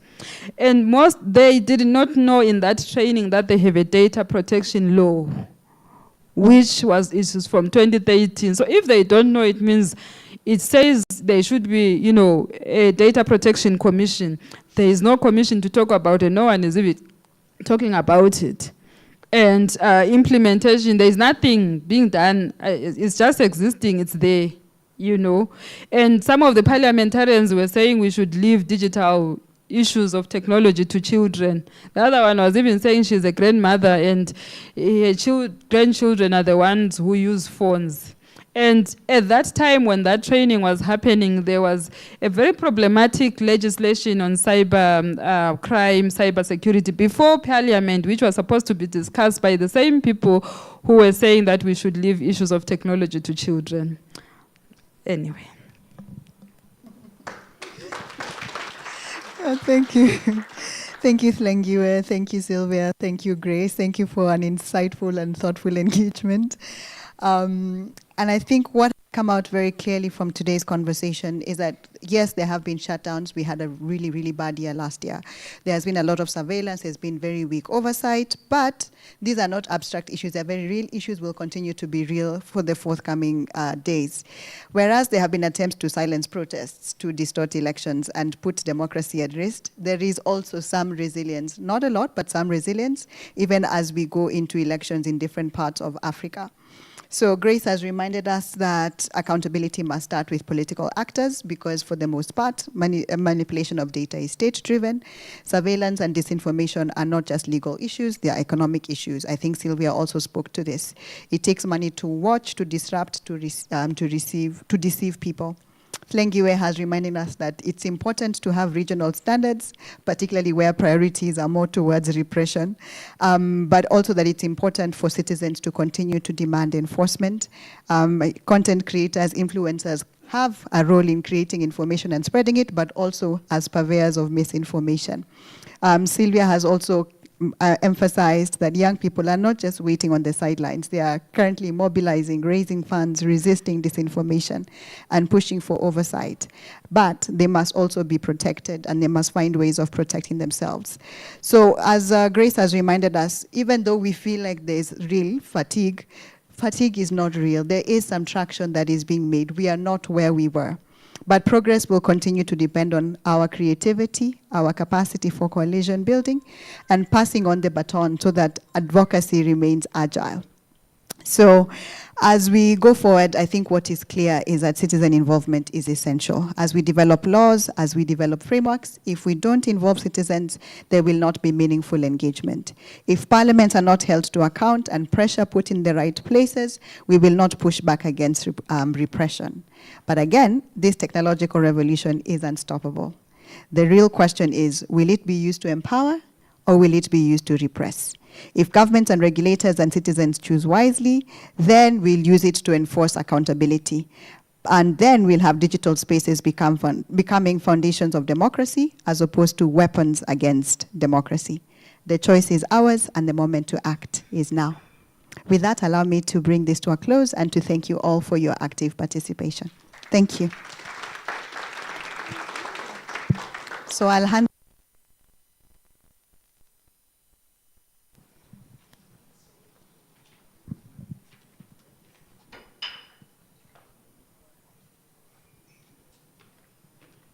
Good afternoon.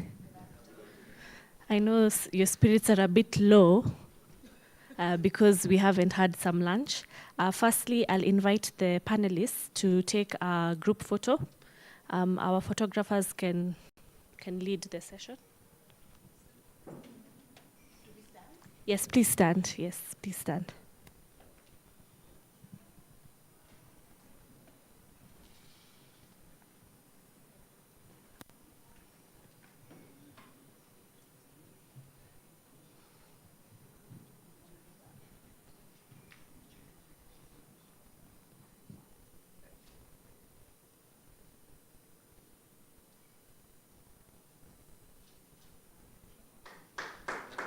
Thank you very much.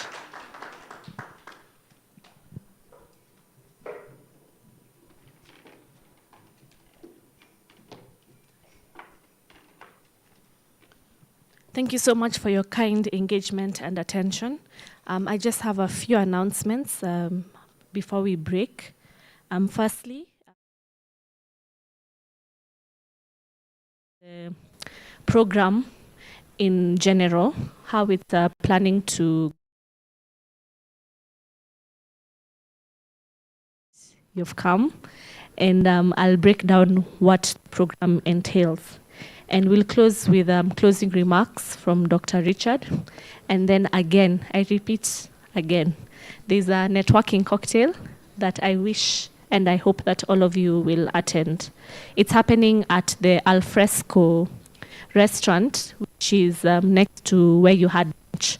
So where you had lunch, the open area, Alfresco, that's where we'll be having the networking cocktail. And by cocktail, I mean cocktail, not tea.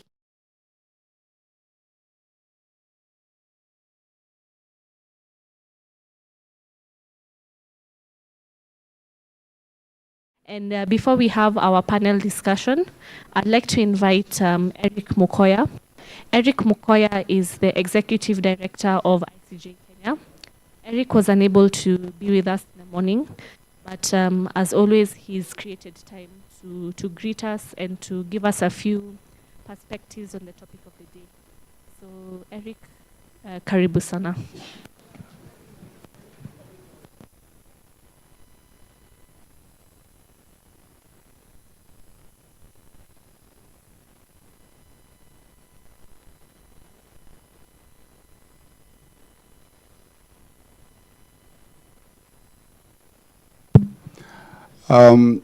Because I was not here in the morning, I want to assume that every speaker who spoke before me must have assumed some protocols.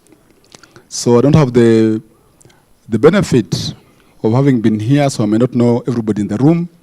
So I'll say, distinguished guests, ladies and gentlemen, colleagues and friends, good afternoon. We are here today partly because we believe that the young people of this country have a future. While that future sometimes looks so bleak when you look at how we have managed our constitution, how our politicians and the executive behave, how our parliamentarians behave, then you get worried. But because they want to curtail what we think is fundamental and critical as a tool and platform that young people can exploit. And so the young people also at heart who have white hair, that we need to build capacity, we need to build the intelligence, the knowledge of young people in a way that they become effective citizens in this country. There used to be a joke about France. They used to say when France sneezes, Europe catches the cold. I am sure when Kenyan Gen Zs did what they did, half Africa caught the cold. And we want to say that was an establishment, a foundation for which we can build, because we have the right people, we have the right attitude, and we have the right systems. We may not be holding very good attitudes in terms of people who hold some of those offices and they've been given some constitutional mandates, but we can challenge them. So like young people who are in this room, as I welcome you, but also to challenge you in the sense that why do we allow to have career civil servants? And I'm just not getting the right word. For example, why would you want to be a commissioner at the Kenya National Commission on Human Rights for the purposes of the job? I think for you to be a commissioner at Kenya National Commission on Human Rights, there's a more calling than just the job. I'm also thinking for you to go to IPOA, there must be a deeper calling than just wanting to be the commissioner at IPOA. You must be feeling the pain that most of us are feeling. You must be feeling the pain of young Kenyans who are dying just because they have provided a dissenting voice. You must feel the pain of young people who are jailed in their houses because they are fearing abduction. The young people whose minds are now locked because they can't use the virtual platforms. We're here to say, if the innovation that ICJ and IFD partner to promote, we want a cohort of young people who will take leadership, young people who will challenge us and will tell us, please mentor us, but give us the space to function. I want to thank the directorship of IFD, Dr. Macon. Thank you for being here, and thank you for trusting us. Dr. John Mack, thank you for being here and for the partnership, but also for allowing us to bring in young Kenyans who still are optimistic even when pessimism sits in front of us. Young Kenyans who believe that this country is theirs, not for us who are told to be leaders of tomorrow. And I can tell you, by the time I was still 45, I wasn't a leader yet. I don't want them to go through the same experience that I did. But even as we say that, they need to understand that rights come with obligations. And no right just appears, it must be claimed. And where it has been claimed, it must be reclaimed. So I urge you to put your energies together using innovation to expand this space that is digital space for all of us and for the future of this country. God bless you. Thank you.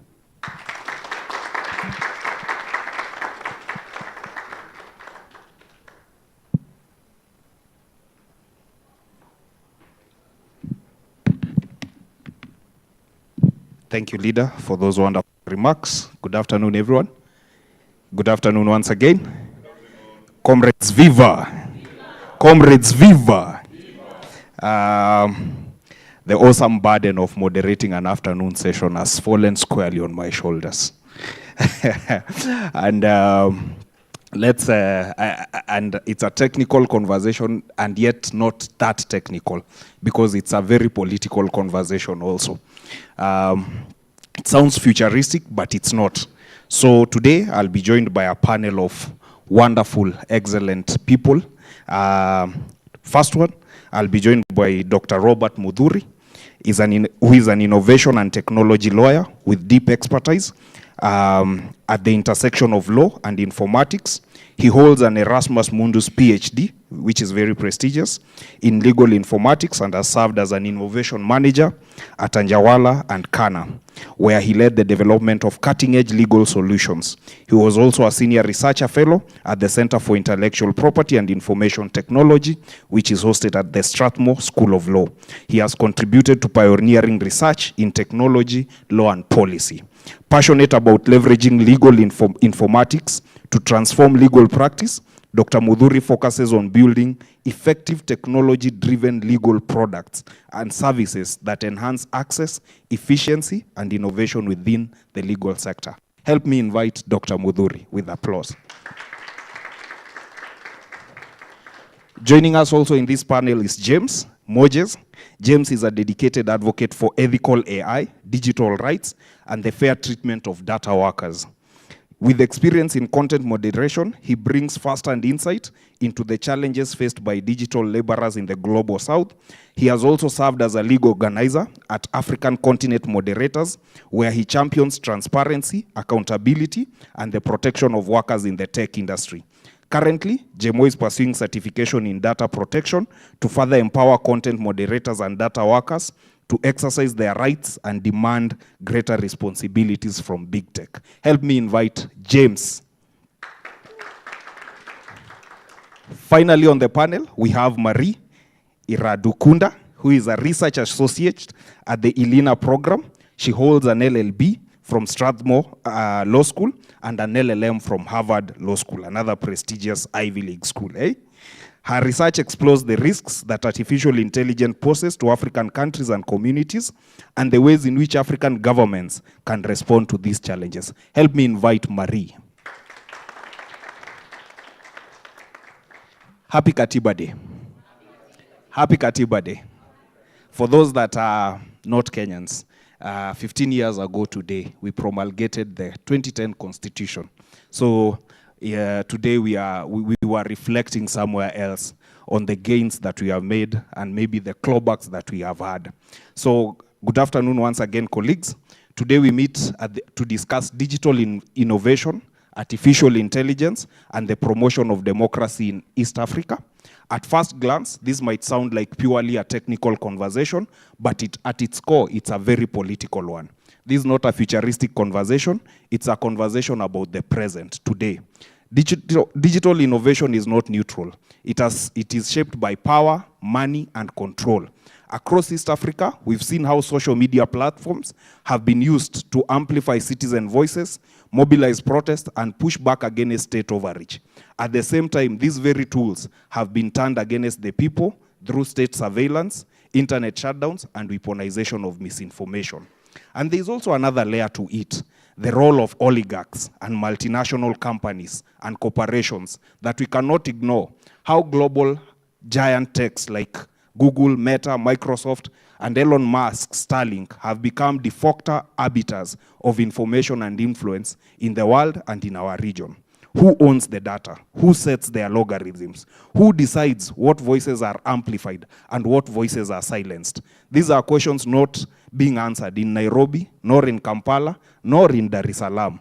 They are often being answered in Silicon Valley boardrooms shaped by billionaires whose primary motive is profit and not democracy. This poses a profound challenge of how do we ensure that the promise of digital tools and AI strengthens democracy in East Africa, rather than deepening the inequality or handing over sovereignty to foreign corporations. And that is why we are joined by this wonderful panel today. So, Dr. Mudhuri, to start us off, you've studied law, tech, and governance closely. Given the growing influence of corporations, the ones we've mentioned, what regulatory or policy tools could East Africa states use to prevent digital colonialism while still fostering innovation? Karibu sana, Daktari, and also as you also give your remarks as you had prepared them, as you address that question. Karibu.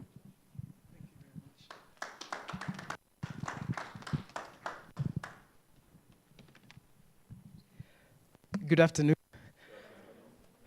I love that there's already energy in the room, which is usually difficult after lunch. So thank you very much for your presence, your observation, and more importantly, the work that you're all doing. I know one way or the other, everyone here cares about digital rights and the online space. So first, it's also to congratulate IFD on the lab. It's Oriental Lab, right? I definitely, I always challenge, and I think even the last meeting that you invited me, I want more empirical research. Maybe it's because I'm an academic. I want more tools. I want more presentations like this to be presenting research that's been done and tools that have been developed and vetted. And to the funders in the room, the decision makers in the room, that's what we want more of and less talking, for instance. So I'm really happy to hear of a lab that is looking to look at how do we apply digital innovation plus AI now to democracy.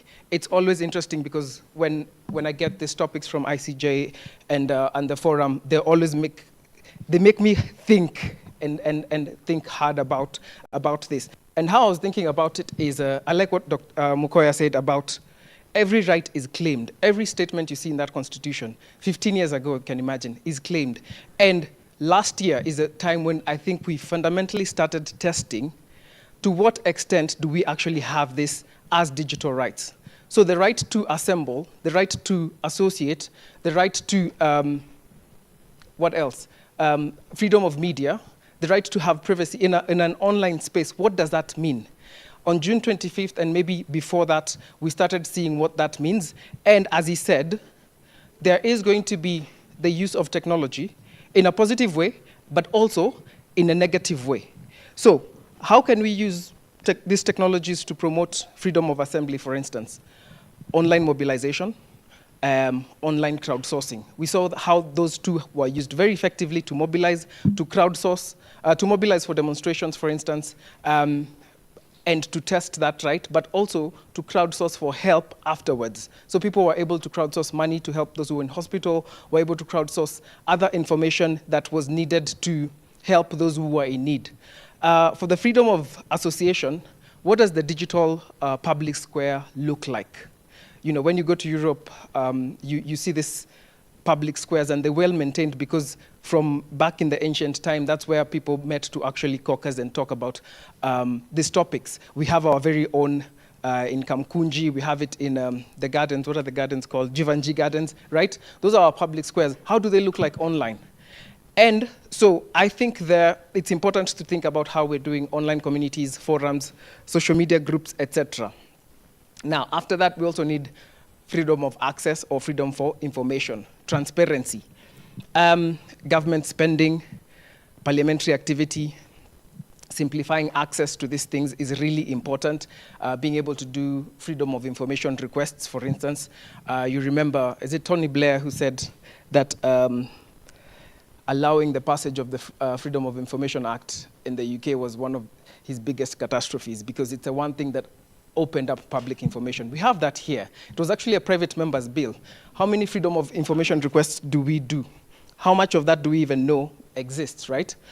Freedom of the media as well.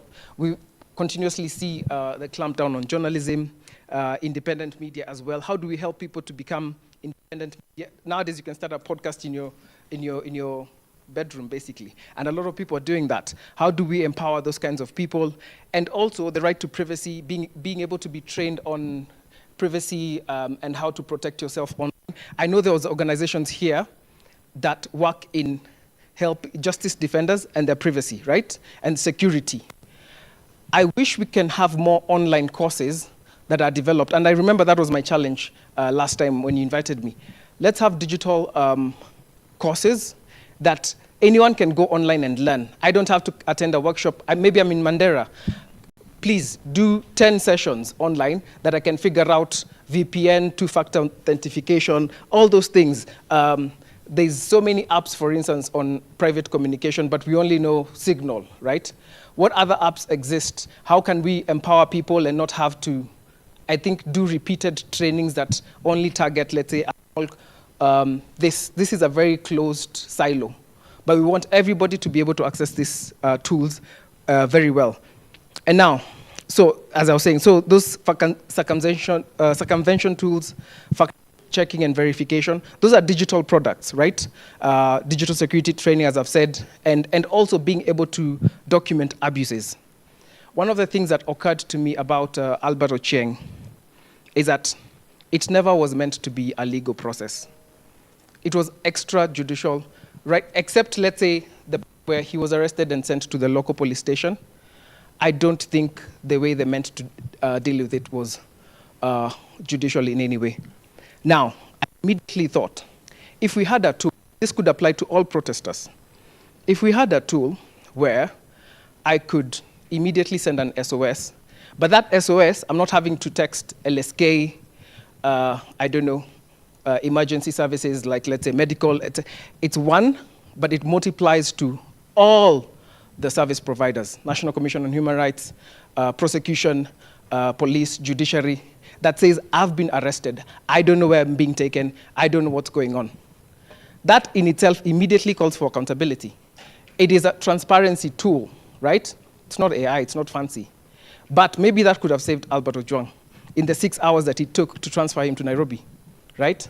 And even after he got here, he still thought, he still trusted these people were going to be taking care of him properly. And that you've seen people complaining online how they've ended up in remand, being misguided by judicial officers in the courtrooms. So an alert SOS system is not something that will take programmers 2-3 days to program, right? So let's think about how this can help us to bar the clampdown on democracy. But now when we specifically think about AI and think about the upcoming elections, can we use it to help analyze voter registration, verify how we're doing, who's in the list? So I know that there's a process where, for instance, an audit firm is given the final register to audit, and that's where they remove like dead people or I don't know, all those kind of other things. Can we use AI to see how actually that is being done? When we were in CIPIT, we were doing research on, for instance, targeted alert SMSs where, for instance, if he and I are in the same constituency, he would get a message targeting him to vote for his tribe. I would get for my tribe. How are they able to profile that? And isn't that now illegal under the Data Protection Act? We need tools to be able to monitor things like that. And it's difficult, it's surreptitious, it's still happening, right? You remember, for the first time, you've seen this thing about use and dump. For the first time, we actually have an admission on the use of throttling, which we used to study again at CIPIT, and we have reports about that around 2017, 2018 time. Gentrix will remember that. But there's finally an admission that internet is throttled. We used to use UNI probe. UNI is the Open Observatory. Basically, it's an organization. It's a worldwide organization, and I think maybe there's more now that do this. They actively monitor the internet, but they need a crowdsourcing of people, like let's say for me to do a test right here and test the network. But now with AI, you can do continued monitoring, right? So we need tools like that to tell, we know there's 5G around Radisson Blu, for instance, but right now it's 2G, and you don't know why. Maybe it's because we're having this meeting. And it's, so you see, those are things that AI will be able to help us do, and basically to anonymize data, to blur faces. If, for instance, so this is the counterintelligence. If they're using AI to identify protesters and things like that, we can use it to now also anonymize ourselves. If they're using, so, and also use it to map the extent to which such state surveillance networks are working, right? For media integrity, for instance, there's a lot of coordinated, I don't know, making hashtags trend. Those are already digital tools to identify that. But now with AI, it's easy to identify when bots are being used, coordinated posting, rapid amplification. It's easy to just, those tools help you to show that there's a node, and this node, so for instance, one person, is the one who started the tweet, and all of a sudden, these people who seem to have a frequent relationship with him reposted that within 5 minutes, right? And so you start to bring in transparency of what sort of is happening. pole pole. The other thing is algorithmic bias. So that is there. For instance, when you come to things about regionality, proportionality, how funds are distributed, how people are employed, etc. And the clamor for explainable AI, so AI that you can basically be able to explain the reasoning beyond of how you arrived at whatever decision you did, is really important. This I guess, are more advanced tools that we are working on, but let's say in the next 5 years, they should be operational. So explainable AI, having AI auditing tools will be really important, and is something that is also being worked on. And maybe, yes, I'll stop there, give people a chance, but you get the idea. AI can be used for an offensive and a defensive. Let's think about the defensive, and let's start having projects actually develop tools or develop research to show how it's being used systematically, but also how it can be used to empower others. Thank you very much. Let's appreciate Dr. Asante sana. I think in the last general election, you saw when KMPG did the audit and they released it to IEBC. IEBC only released 47 pages of that report. Yet from even the table of content, you could see the report is 156 pages. And when they were asked, where are the rest of the pages, that information was never received. So I believe that maybe going into the next general election, Daktari, like you've insinuated, we will be able to employ AI to just do our voter register ourselves as the people and see who is in that register. And when they talked about even weak passwords and things like that, because you can see this is at the heart of our politics. Who has access to this information? Who is this that can add people into a register and remove some? So such questions, I think, will be able to be answered by tech. And as we segue into that, Marie, by the way, you can still have your seat, you can still come here. From your research on the impact of AI on democracy in the global South countries, what opportunities and risks do you see emerging for democratic participation, and particularly in relation now to inclusion of marginalized groups, as you also just tell us on what you had prepared on the topic? Karibu sana, Mari. Thank you. I think I'll remain seated. I think I'll just build off from what Dr. Robert has been saying. I think AI has the capacity to be used for good, and of course there are risks that come with adopting AI in various capacities. So I think I spend a lot of my time, if I'm being honest, worrying and thinking about the risks more than the positives. So I think it's good that today we are gathered to speak about both. But perhaps then I'll just start with what I think are the risks that AI is going to pose to African democracies, and in particular East African democracies. Though I think these are things that, because of the nature of our states, the shared characteristics, these are risks that are going to abound in both African countries and generally in the global South. So I think when I think about the risks that really capable AI, and by AI I don't mean just what people think about generative AI. I think AI is adopted in many forms, and models differ. So I think about first surveillance. Today we've had almost every other panelist speaking about how states are conducting surveillance, so monitoring people, tracking people's activities either online or in protests. And I think already we've seen, even without AI, we've seen how states have gone to great extents to surveil people. And the thing that AI is going to do is it's going to give them, it's going to make surveillance much cheaper, much faster, much more extensive. So I think about, for example, online monitoring. I think about bots that monitor and suppress people engaging online. And I think the thing about surveillance is I think it's not been cheap, but I think doing it manually has been quite cheap compared to what AI is going to. Has not been so cheap, but I think AI is going to make it cheaper. So instead of a person perhaps monitoring lots and lots of accounts online, I think AI could automate that and make it much faster and much cheaper. And I think the thing about AI is also it will enforce both now traditional methods of repression. So when you think about arrests, so it's gonna, because AI is enabling monitoring and surveillance, then surveillance enables traditional repression methods such as arrest, perhaps being murdered. I think about it in terms of that.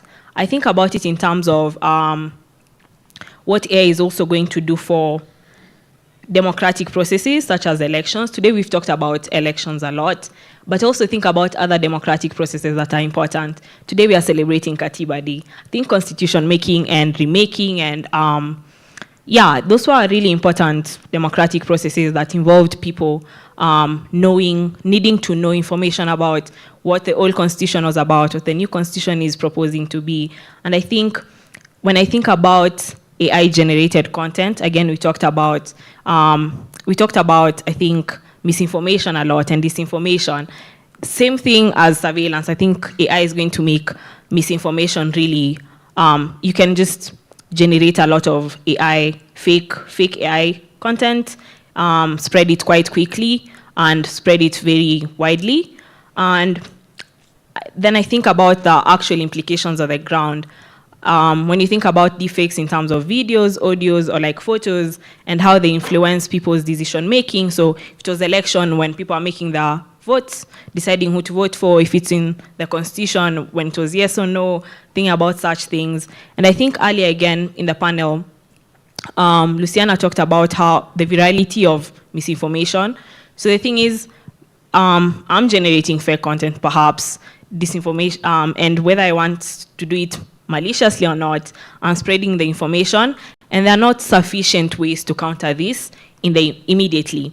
So traditionally, we've had news media, reliable sources such as media, or even fact-checking organizations, but their work again has tended to be quite manual, quite resource-intensive and time-consuming. And when I think about now you have fake AI-generated content that's spreading really quickly, and they're overwhelmed, and there's not enough time or enough resources to counter it. I think that muddies democratic processes, and I think even generally it muddies public discourse on online platforms such as social media. And I think we don't need to look quite far. I think there's been a lot of research monitoring and documenting how AI is influencing things like elections in Nigeria and South Africa, or supporting the coup in Burkina Faso. So I think without sufficient ways, AI-generated content is going to mean just a lot of muddying of democratic processes. Those are the two main risks I spend a lot of time worrying. But again, I think people are coming up with creative ways to use AI to support democracies. So for AI-generated content, actually, there's been a lot of suggestions. We were talking about how you fact-check fake news or false information. So I think people are suggesting using AI detection tools so that automatic fact-checking in a sense that does it really quickly. And we've seen, I think, some form of this on like X with community notes, or like how social media platforms sometimes say this is like not true. So I think developing such tools will be helpful. That's a good way to use AI. And there I have to also acknowledge the conversation that has been going on about generative AI being developed in the West, in Silicon Valley. And I think that prompts a need for homegrown tools, homegrown AI models, homegrown AI tools that I think take into account local languages, for example. So I think we've seen enough misinformation being spread in local languages for us to know that this could be a problem. So having, I'm willing to expect a model trained on English or like French to be quite adept at detecting misinformation, disinformation in local languages. So that's one area where I think people could be working on. I don't have technical skills. I don't have a technical background, but I think that's something people with a technical background could do really well. And I think also, just to mention, we've been talking about, I think, civic education. So I think one way to counter AI-generated content is through civic education. And this is also a good place for AI to help. I think, like we mentioned earlier as well in the earlier panel, we talked about the finance bill GPT. I think that was a great example of a homegrown tool that's being used to educate people. Like Sylvia talked about, summarizing a really dense and really long bill and informing people who otherwise would not have read it. Perhaps if they read it, they're willing to understand much of it. So I think tools that summarize law or legal processes or whatever it is, any information we need really to make informed opinions, because an informed or educated or literate population is really important for our democracy to thrive, right? So we think about AI being used, so such tools, such models, general purpose transformers really just being used to educate people. And I think something I haven't seen many people explore. So like last year again in the protest, I think we saw lots of TikToks where people are translating the bill into their native languages to help people in the rural areas or their grandmas and their grandpas. And I think that's something that AI could have done really well. I think really cutting edge models at the moment are really good at text tasks, safe to say, I think. And translation has been one area where AI is actually doing really well. I guess though on Western languages. So again, having a homegrown AI tools that can translate important documents, important information into local languages that then inform people's decision making will be really good. That's an area I think AI is very fit for. And then I think I've seen research, including by the EU, on how AI can improve voting processes. So like Dr. Robert was talking about voter registration, or really thinking about, again, duplicity, I think has been a problem with voter registers. Like if AI, that's something to do with data really, AI will be really helpful for such purposes. So counter-checking voter registers. And I think there's also some thinking behind fully automating voting. I don't know the processes behind voting much, but I think people are thinking about automating such processes. Now, as someone who worries a lot about AI, I also have to note that the cyber capabilities of AI models have been getting really good, both cyber offense and cyber defense. And I think the thing I worry about integrating AI in critical infrastructure, which I think voting systems are part of the critical infrastructure, is then that makes them vulnerable to attacks. And then suddenly what we thought will be improving a manual system is having it actually be more susceptible to attacks. Or like anyone who really wants to just mess with the voting process. I think that's something we have to think about and think about carefully, right? Yeah, I think that those are my initial thoughts about AI. So the positive uses that we may see, and I think the risks that we need to worry about. Wow, let's appreciate Marie.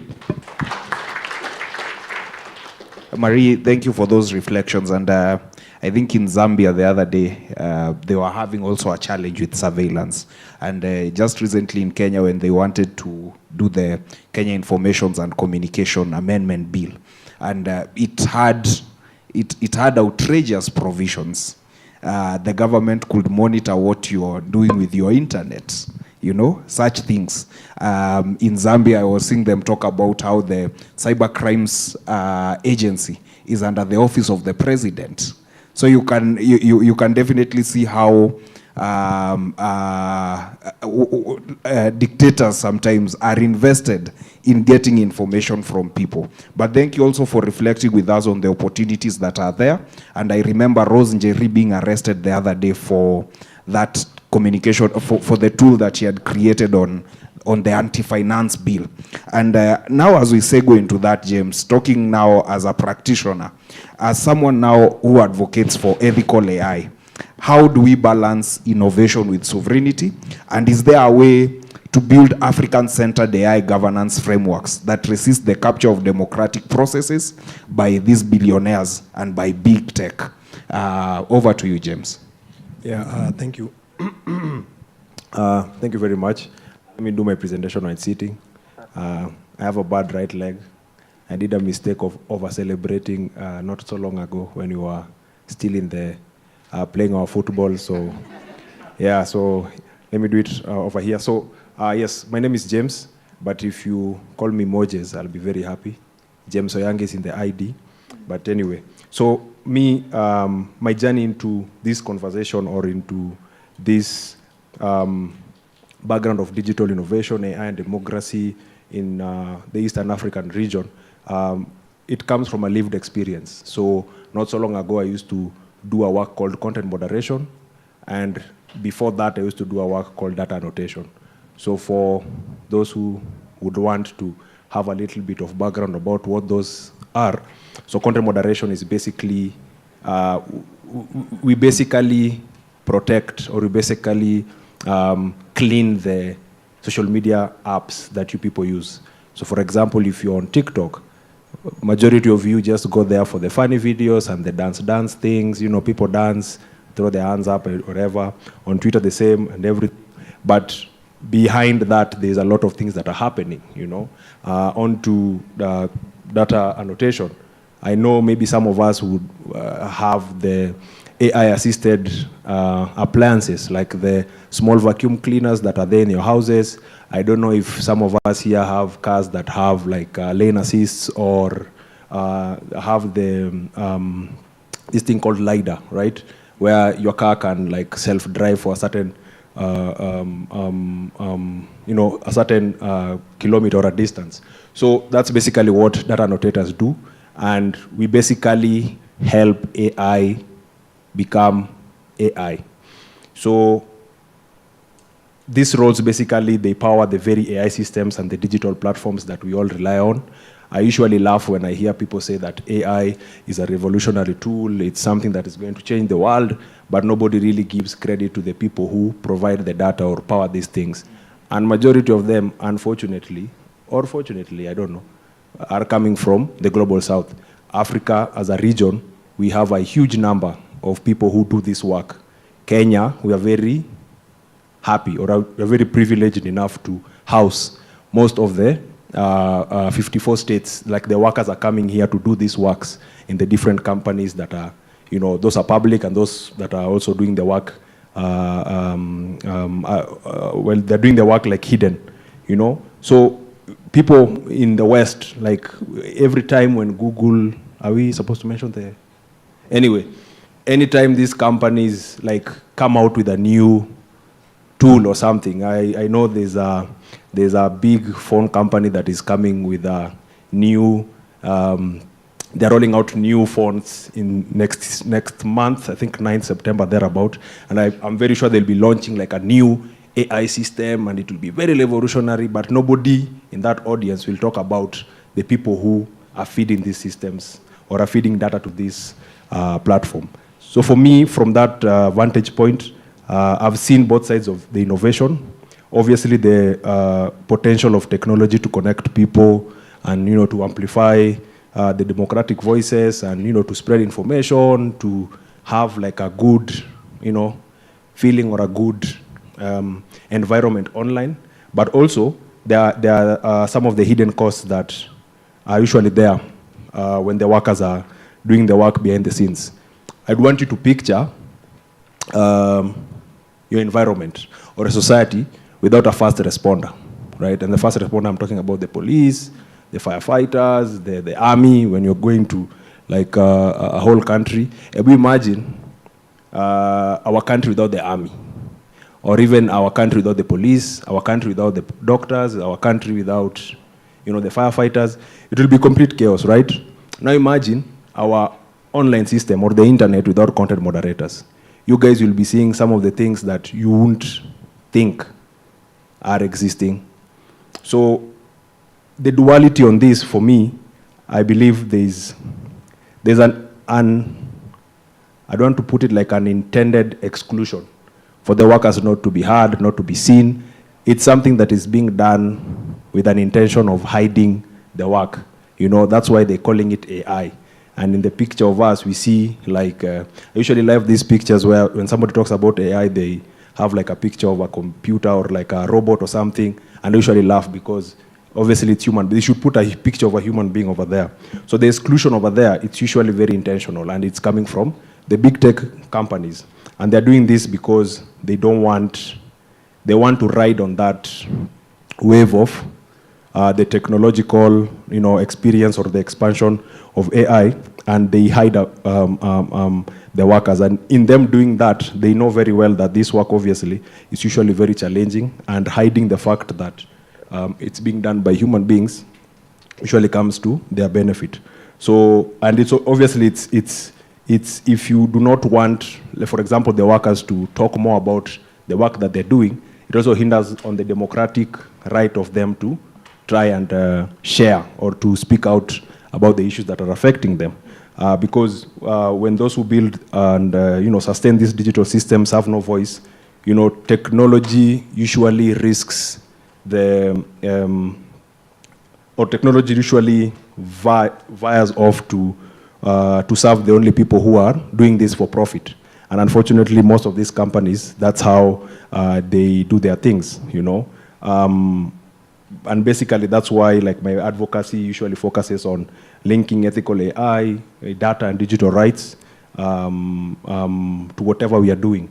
Because if, for example, East Africa is to lead in innovation, it must also lead, like, in ensuring technological projects are done with dignity and the privacy that they deserve, and the freedom and thereabouts that make sure that these systems have, like, a democratic future that the workers are building, basically.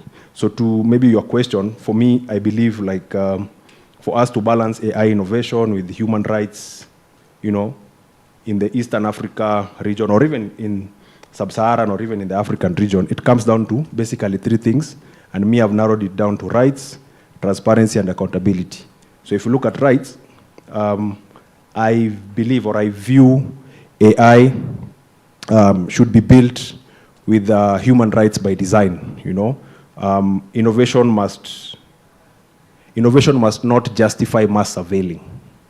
You should not come with something new in like a Trojan horse for you to be surveilling people.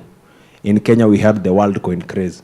And WorldCoin, we had it, for those who are very keen, this is something that has been there for a very long time. It's only because they wanted to now start sending money, like doing their first drop, is where now people started now rushing to go and give out their personal data. But it's something that has been there. If you've been going to the malls, people are telling you, hey, can you come and do this? They were like introducing you to these things. So most of these companies, if you look at how they are coming or how they package themselves, they come as a Trojan horse. They talk about this new thing and how they're going to,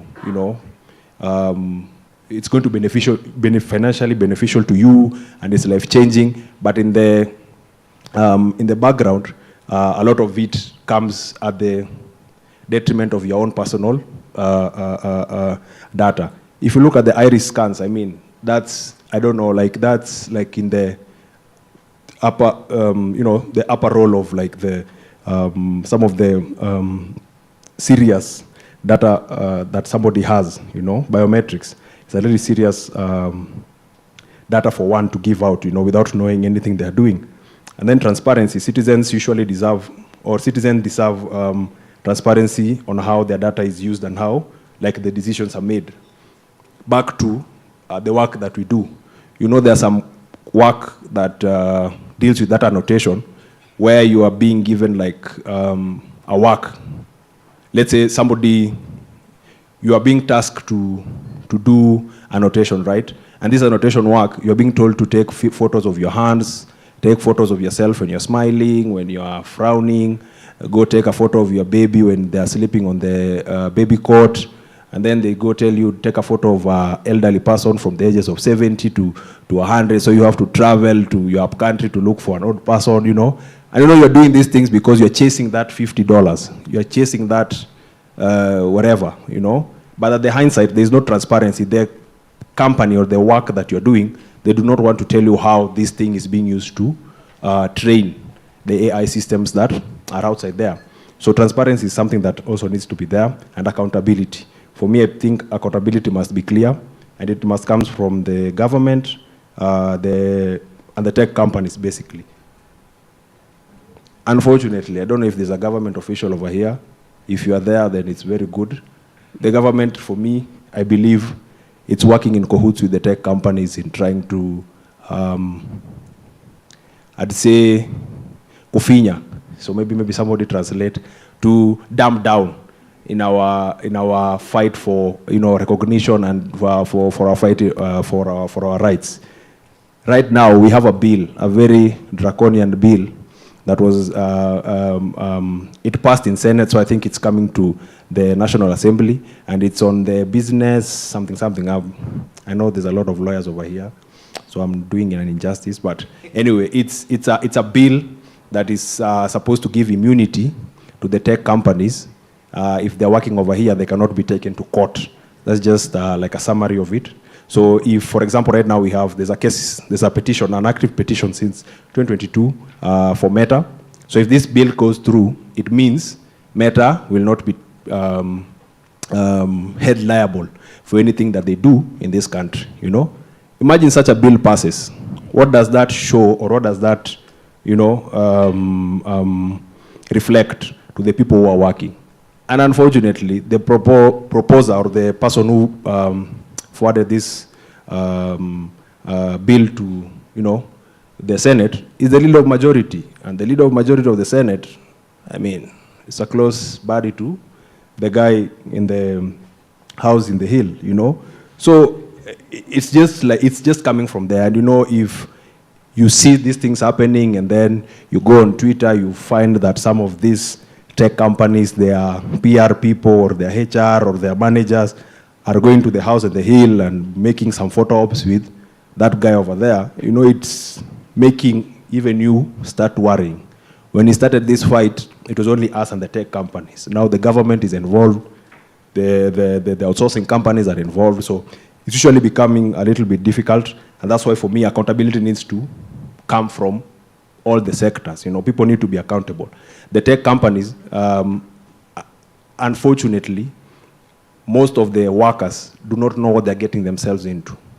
I've talked about content moderation and how it's a very challenging job. But people, if you narrow it down to the contracts of some of the people who are doing this content moderation job, their contracts are reading customer service representatives. You only know that you're going to do this work as a content moderator when you're doing your training and when now you're going live, So it's a crazy environment, and that's why for me accountability needs to come from the tech companies and the government. They should come together to help us, help them to make this ecosystem work for the better good of everyone. Most of the countries are going into an election year, and us obviously it's 2027, and we expect a lot of fake news and false information that will be spread online. I believe AI can help, but it's usually not good in doing that job, and that's where now the content moderators and annotators usually come through. So these things, if we work together and try to thrash it out, it would be good instead of going against one another. And I think that's I'll leave it there and then we continue. Thank you, Moses. Moses, thank you for reflecting on us on lived experiences, and thank you for the three-pronged approach on rights, transparency, and accountability. As you are talking about imagining having no responders, I think those of you that know the works of Thomas Hobbes, he once mentioned that before the social contract theory, life was short, nasty, and brutish. And I think now we are going into another dispensation where AI, we might need a new social contract theory to just help us govern those things. And as you are reflecting on the Business Law Amendment Bill of 2024, actually, when I saw people that now work behind the scenes trying to present their memo to Senate and Senate turning them away, it was quite unfortunate. So thank you for that. I want to open this to the floor. Questions from the floor are now most welcome. Yes, there's one there.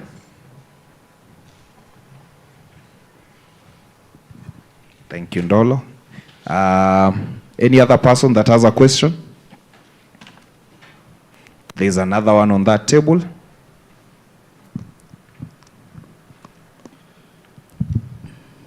Mine is more of a comment than it is a question.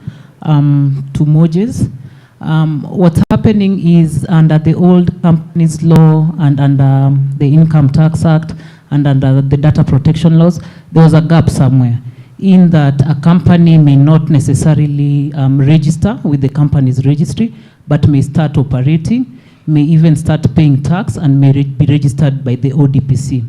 So what WorldCoin did was to expose this gap between the various registries, that some people would be able to operate, run a business without necessarily registering either as foreign companies or local entities at BRS.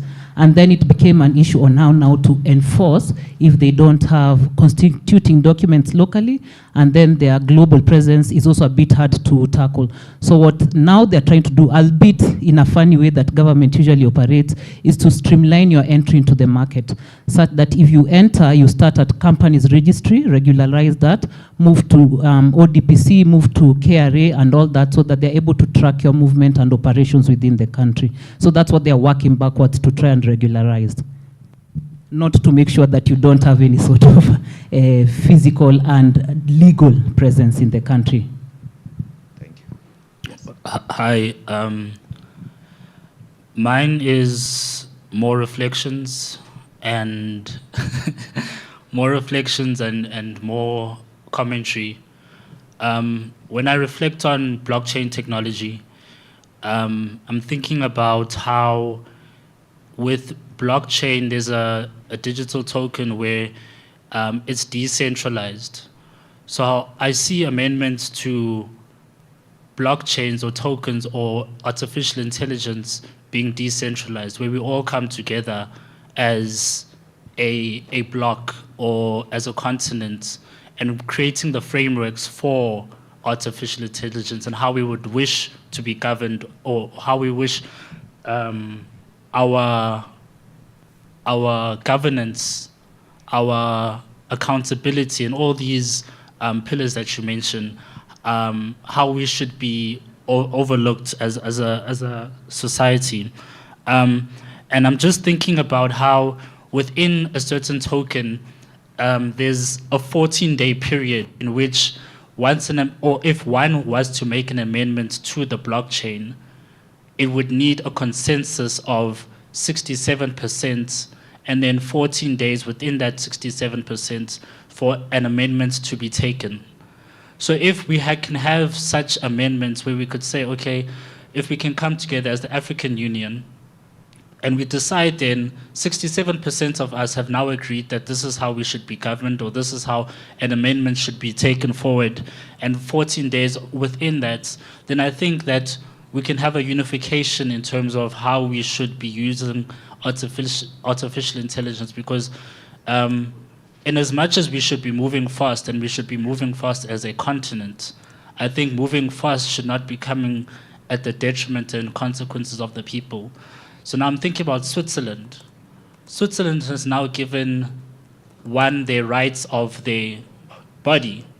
You know, a comment was made about their hands, and Home Affairs needs you in South Africa, needs you to scan your whole face. If you want to get back into your Meta, your Facebook, you need to scan your face. Someone needs to look at that. So who does that sit with? The multilateral corporations, what do they do with this data?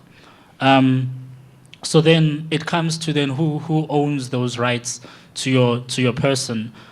So juristic personality needs to always sit within the person before it sits in the state, before it sits in a multinational organization. I had this, my last comment was for the first panel, but I think it also bridges well into this panel, in that we need to have, as I've said, decentralized platforms. But when I think about, we have these multilaterals like Meta having WhatsApp. I know in Russia now they're having a situation where they do not want the West to have ownership over the Russians' data. So now the West has come up with their own platform, just as China has with WeChat. But in saying that, in as much as that should be taken forward, we should not rely on the state protecting us as citizens. We should have these platforms where we can choose who do we trust, so that if we do not trust the multilateral organization, then we have the states to fall back on. And then it is for the states or the multilateral organization to then build up their capacity in order to keep, to hold, to safeguard the people. And if you do not safeguard the people, there's always going to be another platform. And that other platform then should be one which we have, as I've said, a decentralized place where we have nodes, where we have 14-day amendment periods, where if we do not agree, one person can pull out and then we need to reconstruct how we wish to be governed, whether it's artificial intelligence or social media. Thank you. Thank you so much. Any other insight, comment, question? Jaika?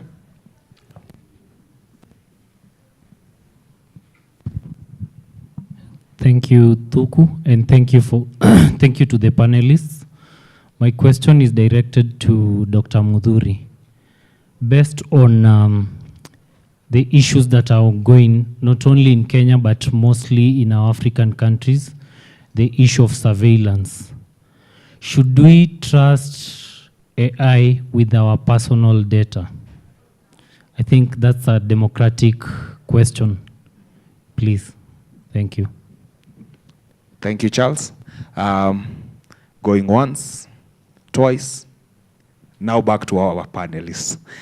Maybe Dr. Mudhuri, as you answer that question, and then Marie and Mojes, as also, you just give final remarks and final thoughts as we close the panel. Karibuni sana. Thank you very much, Jaika, for that question. And I would tailor even to a little bit of the comment that you made about, facial recognition. So it's quite a big concern, especially with surveillance and social control. So yes, we're aware, as our panelists really elaborated on how it's being used in a harmful way. But I think the opportunity is in developing this privacy, using AI for privacy-enhancing technologies, as I was saying, about blurring faces, being able to anonymize data, and also being able to analyze and map the extent of surveillance networks. In a very bold move, Denmark is currently considering issuing copyright to people's faces. And why is that important? It's because now if someone does a deep fake of you, you'll be able to enforce your rights, including compensation, etc. Right now, there's minimal you can do. I think AI has a role there in being able to quickly identify, for instance, that this is a deep fake, algorithmically, right? I had a very interesting case last year in Makadara where it came down to processing photos. I learned a lot, processing photos of essentially what was a crime scene. And I learned that, for instance, if I send you a photo from my phone, if I take a photo with my phone, there's a lot of information encoded there. But if I send it to you on WhatsApp, the compression algorithm, to make it smaller and easy to move around, removes a lot of that information. And the lady that I was representing was smart to take those photos, but I had literally had to go trace that phone and find a way to remove those images in a way that protected that information. And that's when now I learned about how, there's things like EXIF, sorry? Yeah, so the metadata. So, but there's different versions of this. Like there's EXIF data. There's another one I've forgotten that helps to encode. And the fact in question there was, when did this crime happen, right? And essentially what had happened is she had been charged on the same fact pattern for which she had reported a case. So 2 months down the line, she was in prison for something that she had complained about, right? So it came down to that EXIF data that showed that this happened on 28th of September 2023 and not 15th of December 2023. So you see, this is how we need to be able to extract such information. And now when you put it, and you're right, if you put it on a blockchain, you'll be able to even store it in a more, let's say, perpetual way, where you can prove provenance. Provenance is being able to prove in evidence, being able to demonstrate the originality and the source of information, for instance. So that would be interesting to see how Denmark goes with that way of giving people the image rights. But also, I think we should, and the idea of even the ability of taking photos here, and I think those rights still are being tested. If you did put a notice there and I didn't see it, or if you put, let's say, a vague, let's say, what do you call it, like a release form, all those things I think need to be tested. But I think democratically speaking, more and more we need to recognize people's rights to their image. I studied it when it was just image rights. Now, when it comes to deepfakes, it's getting to the point where we will need to very quickly determine whether this has been altered or not, and what to do with that information. And technologies will help for sure.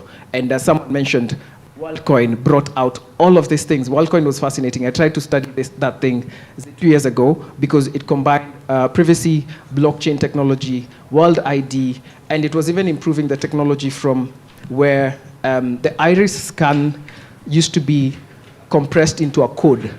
But now, the challenge, the technical challenge with WorldCoin is that they needed to scale that technology to give you a unique ID to the point of 1 billion, right? And to the point of 1 billion is basically essentially everyone in the world could get a unique identifier. And why he was raising the issue about how dangerous it is once you lose that information, you can't redo it. You know, the reason actually they disturb us with taking fingerprints every time, either at the police station or the airport, is because your fingerprints evolve. If you get a cut now, you will not have the same fingerprint once your finger heals, you know? So it's a less credible source of information, and that's why we have to keep replicating them. But when you get into those other more permanent types of representation, like iris scans, DNA, etc., it's very dangerous how that information can, needs to be protected. So, yes. Thank you, Dr. Moses. Yeah, so for me, I think my closing remarks I'll still stick to how I see AI can amplify the voices of everyone. So for me, I think it needs to be a joint effort or something like that. And I'm speaking from somebody who has worked, or my journey in content moderation, data annotation. So for me, I see how AI can amplify the voices, but also how it can silence or exclude the same voices if it's left unchecked, you know. The workers who sustain the systems that we're talking about, the citizens whose data fuels them, and if you look at also the communities that we live in,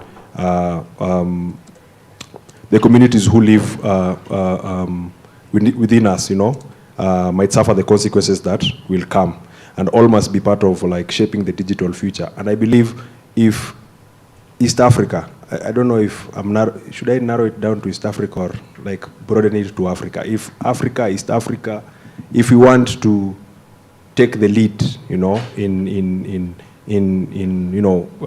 AI technology and making sure the systems are working, I think we need to show that that the innovation we're talking about really works. We're the ones who are supposed to start with that discussion. We should not dumb down voices or gatekeep, something like that. We should not look at this aspect as for profit, you know. Let's leave that to the global north, you know. For us, we need to have our own systems. I believe we're talking about how, we can use the AI systems to help us translate the different vernacular languages that we have. It needs to come from us. We should not wait until an AI policy, whatever, comes from Silicon Valley, and then our work is just to adapt or to have a Kenyan version. We really need to have our own, because let me tell you for a fact, Kenya, we're in a very good position. Everyone, I used to think the wording of Silicon Savannah was a fallacy, but after interacting with a lot and being obviously inside, I can see Kenya being the true Silicon Savannah. So we're in a very good position. It's us who can help shape and influence how we can have like an AI strategy and the innovation that comes with everything that will come from this. Will you do it? Let's wait and see. Wow, thank you. Yeah. Marie? I think my closing remarks will be that I think as pertains democracy, it's clear that the people we expect to help the government also pose a risk to our own rights. So I think however it is you can get involved as civil society, as academics, as researchers, I think you need to take the steps to get engaged. And I think one of the attendees mentioned, I think if we could unite as Africans, not to borrow entirely from what the EU has done, but the EU already has a legislation on AI covering a variety of risks and how they're supposed to respond and what developers are supposed to do. I think, and we have enough evidence, I think, of regional integration within Africa yielding certain positive results. So I think that's one step we can take to unite as African countries, to think about what we want AI to do for us, how we want it to serve us, and how to respond to the risks. But I think also, at least highlight, I think there are a lot of international efforts to govern AI as well. However it is, I think African civil societies can get involved. I think that might be helpful, especially I think because most of these initiatives have lacked African voices and Global South voices. So I think if you can get involved, for example, with the UN is releasing guiding principles on business and human rights and AI. If you could get involved in such initiatives, I think that would be helpful. So, and I think, I guess one last thing, like based on what I said about governments posing a risk with respect to how they use AI, I think it will be good to monitor public procurement of AI. I think, especially for things like smart city technologies, facial recognition, I think monitoring how they procure, what they intend to use such AI for, I think that's something that civil society organizations can monitor and I think highlight that will be helpful. So I think for everyone to just take the steps they think they can, to react. Thank you so much, Marie. Dr. Muduri, I don't know if you had given your closing remark or you have something. Are you okay? No, it's fine. Like, I just to reiterate that I think it's well and good to say, we need to be involved or that we need to, I think we need to claim our space. So we need to have more developers of local data sets. That's really, really important. The project I want to work on right now is about explainable AI, for instance. Like, you've seen this, especially, it's become a bigger issue in protests. People are arrested and one magistrate is giving 10,000 and another 50,000. And we don't have, and systematically, we've never had any explanation. Even as we claim explainable AI, they don't explain how they arrive at this figures. So I'm thinking of how to develop an algorithm that can show, based on mitigating and aggravating factors and all of that, how you arrived. We should be able to assess you on how you arrived at your decision, right? And that's why I'm saying, right now we have a lot of self-reporting by government agencies, but who's checking them and how do we check that the reports that they issue actually make sense? So that's one of the areas I think I want to work on because I work mostly in access to justice.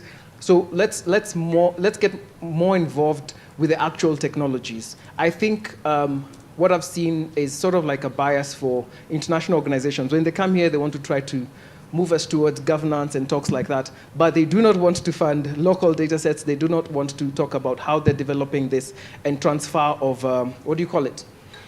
transfer of technology, right? So that we can do it ourselves because we have the competence. So I think we have to find ways to bootstrap that because essentially they don't want to do it. And currently there's an arms race between China and the US on basically who's going to get to, is it general intelligence or whatever that is. So I think let's get more practical and pragmatic, looking for empirical evidence, whichever way. Even if you're not a technical researcher, you can be involved still in empirical evidence to test out the assumptions and hypotheses that you have. Thank you. Thank you so much, Dr. Muduri. Let's appreciate the panel. From arms race to AI races, you can imagine. That's where we are. To our panelists, thank you, Dr. Muduri and Marie and James, for helping us peel back the layers. on a topic that is usually very difficult. So help me appreciate the panel once again. And to you, our audience, thank you for leaning into this difficult and very complex conversation. So appreciate yourselves. And if there is one big takeaway that we need to take away from this is that AI by itself will not destroy or save our democracies. What will matter is who controls them, for what purpose, and in whose interest. So our task as Africans and as East Africans and as Kenyans is to ensure that digital innovation does not become a new instrument of domination, whether by states or oligarchs or corporations, but rather they remain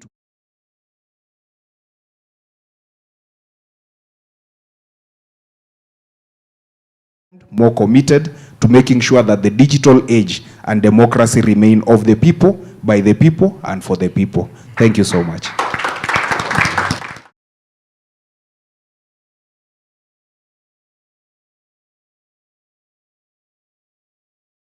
So the purpose of the Democracy and Digital Innovation Program is to contribute to the promotion,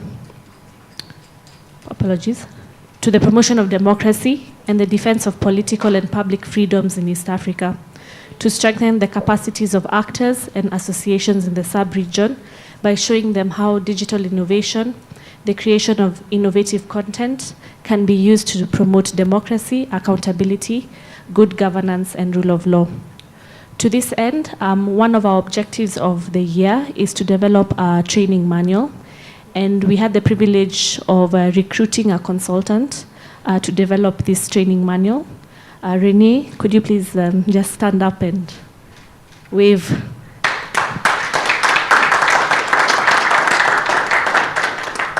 Renee is a specialist in digital rights. She has over 10 years experience, and she'll be the one in charge of developing the training manual.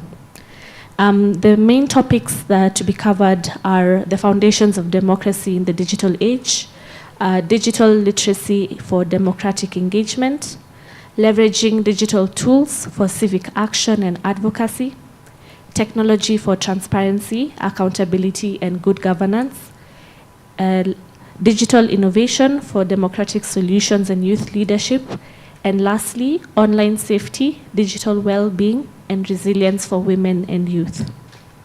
The structure of the program is we intend to have 3 online sessions. So we'll start from around end of October and the first quarter of next year, and we'll close with an in-person boot camp. So the in-person boot camp is expected to be around 3 days for our participants. And now for the exciting part. We had a call for applications for participants to take part in this inaugural program, and we successfully got 14 participants who are with us in this room. Please stand up. Please stand up. Or I will name your names. I have them. Please stand up if you're our participants.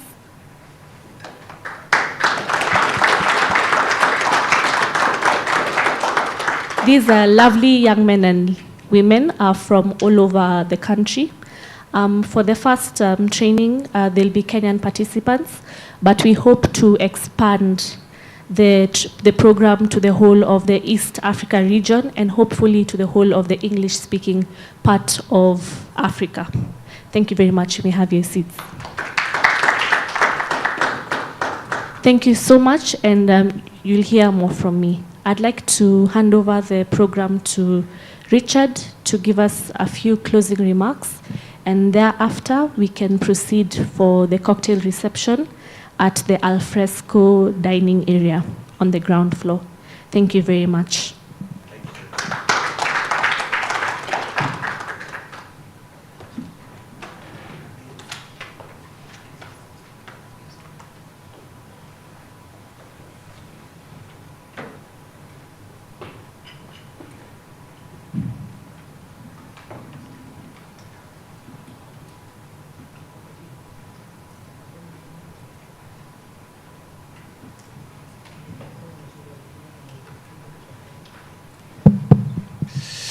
Thank you so much, Sheptum.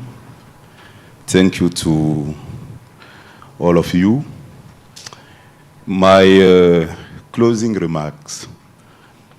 In fact, my closing remarks will not focus on the content of this, the excellent presentation by the various panelists or the discussion that followed, as is customary as this type of event. The discussion were extremely inspiring, and highlighted the essential technical, technological, and practical, as well as social, cultural, economic, and political challenges of artificial intelligence and digital innovation. The role of technology in building democracy was widely emphasized, and we were able to grasp the full importance of the new program of this lab, Democracy and Digital Innovation. At the end of this important day of reflection, I would like to thank you, all of you, on behalf of the Oriental Laboratory, the Innovation Foundation for Democracy, and his partner, ICG Kenya. We look forward to seeing all of you at our upcoming activities here in Nairobi, but also in Uganda, Tanzania, Ethiopia, among others places. I would like to thank our consultant to have accepted this important role to design this important program of democracy and digital innovation. Without training, we can't succeed this important role to improve democracy in East Africa and in all our continent. So I want to thank you to have accepted this important challenge, but thank also all of you for your kind attention.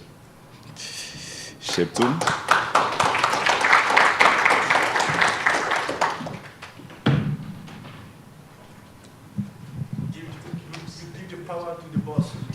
I give the power to the boss. Thank you so much. And we have come to the close. Media team, could you kindly blow up the QR code? Can you, is it working?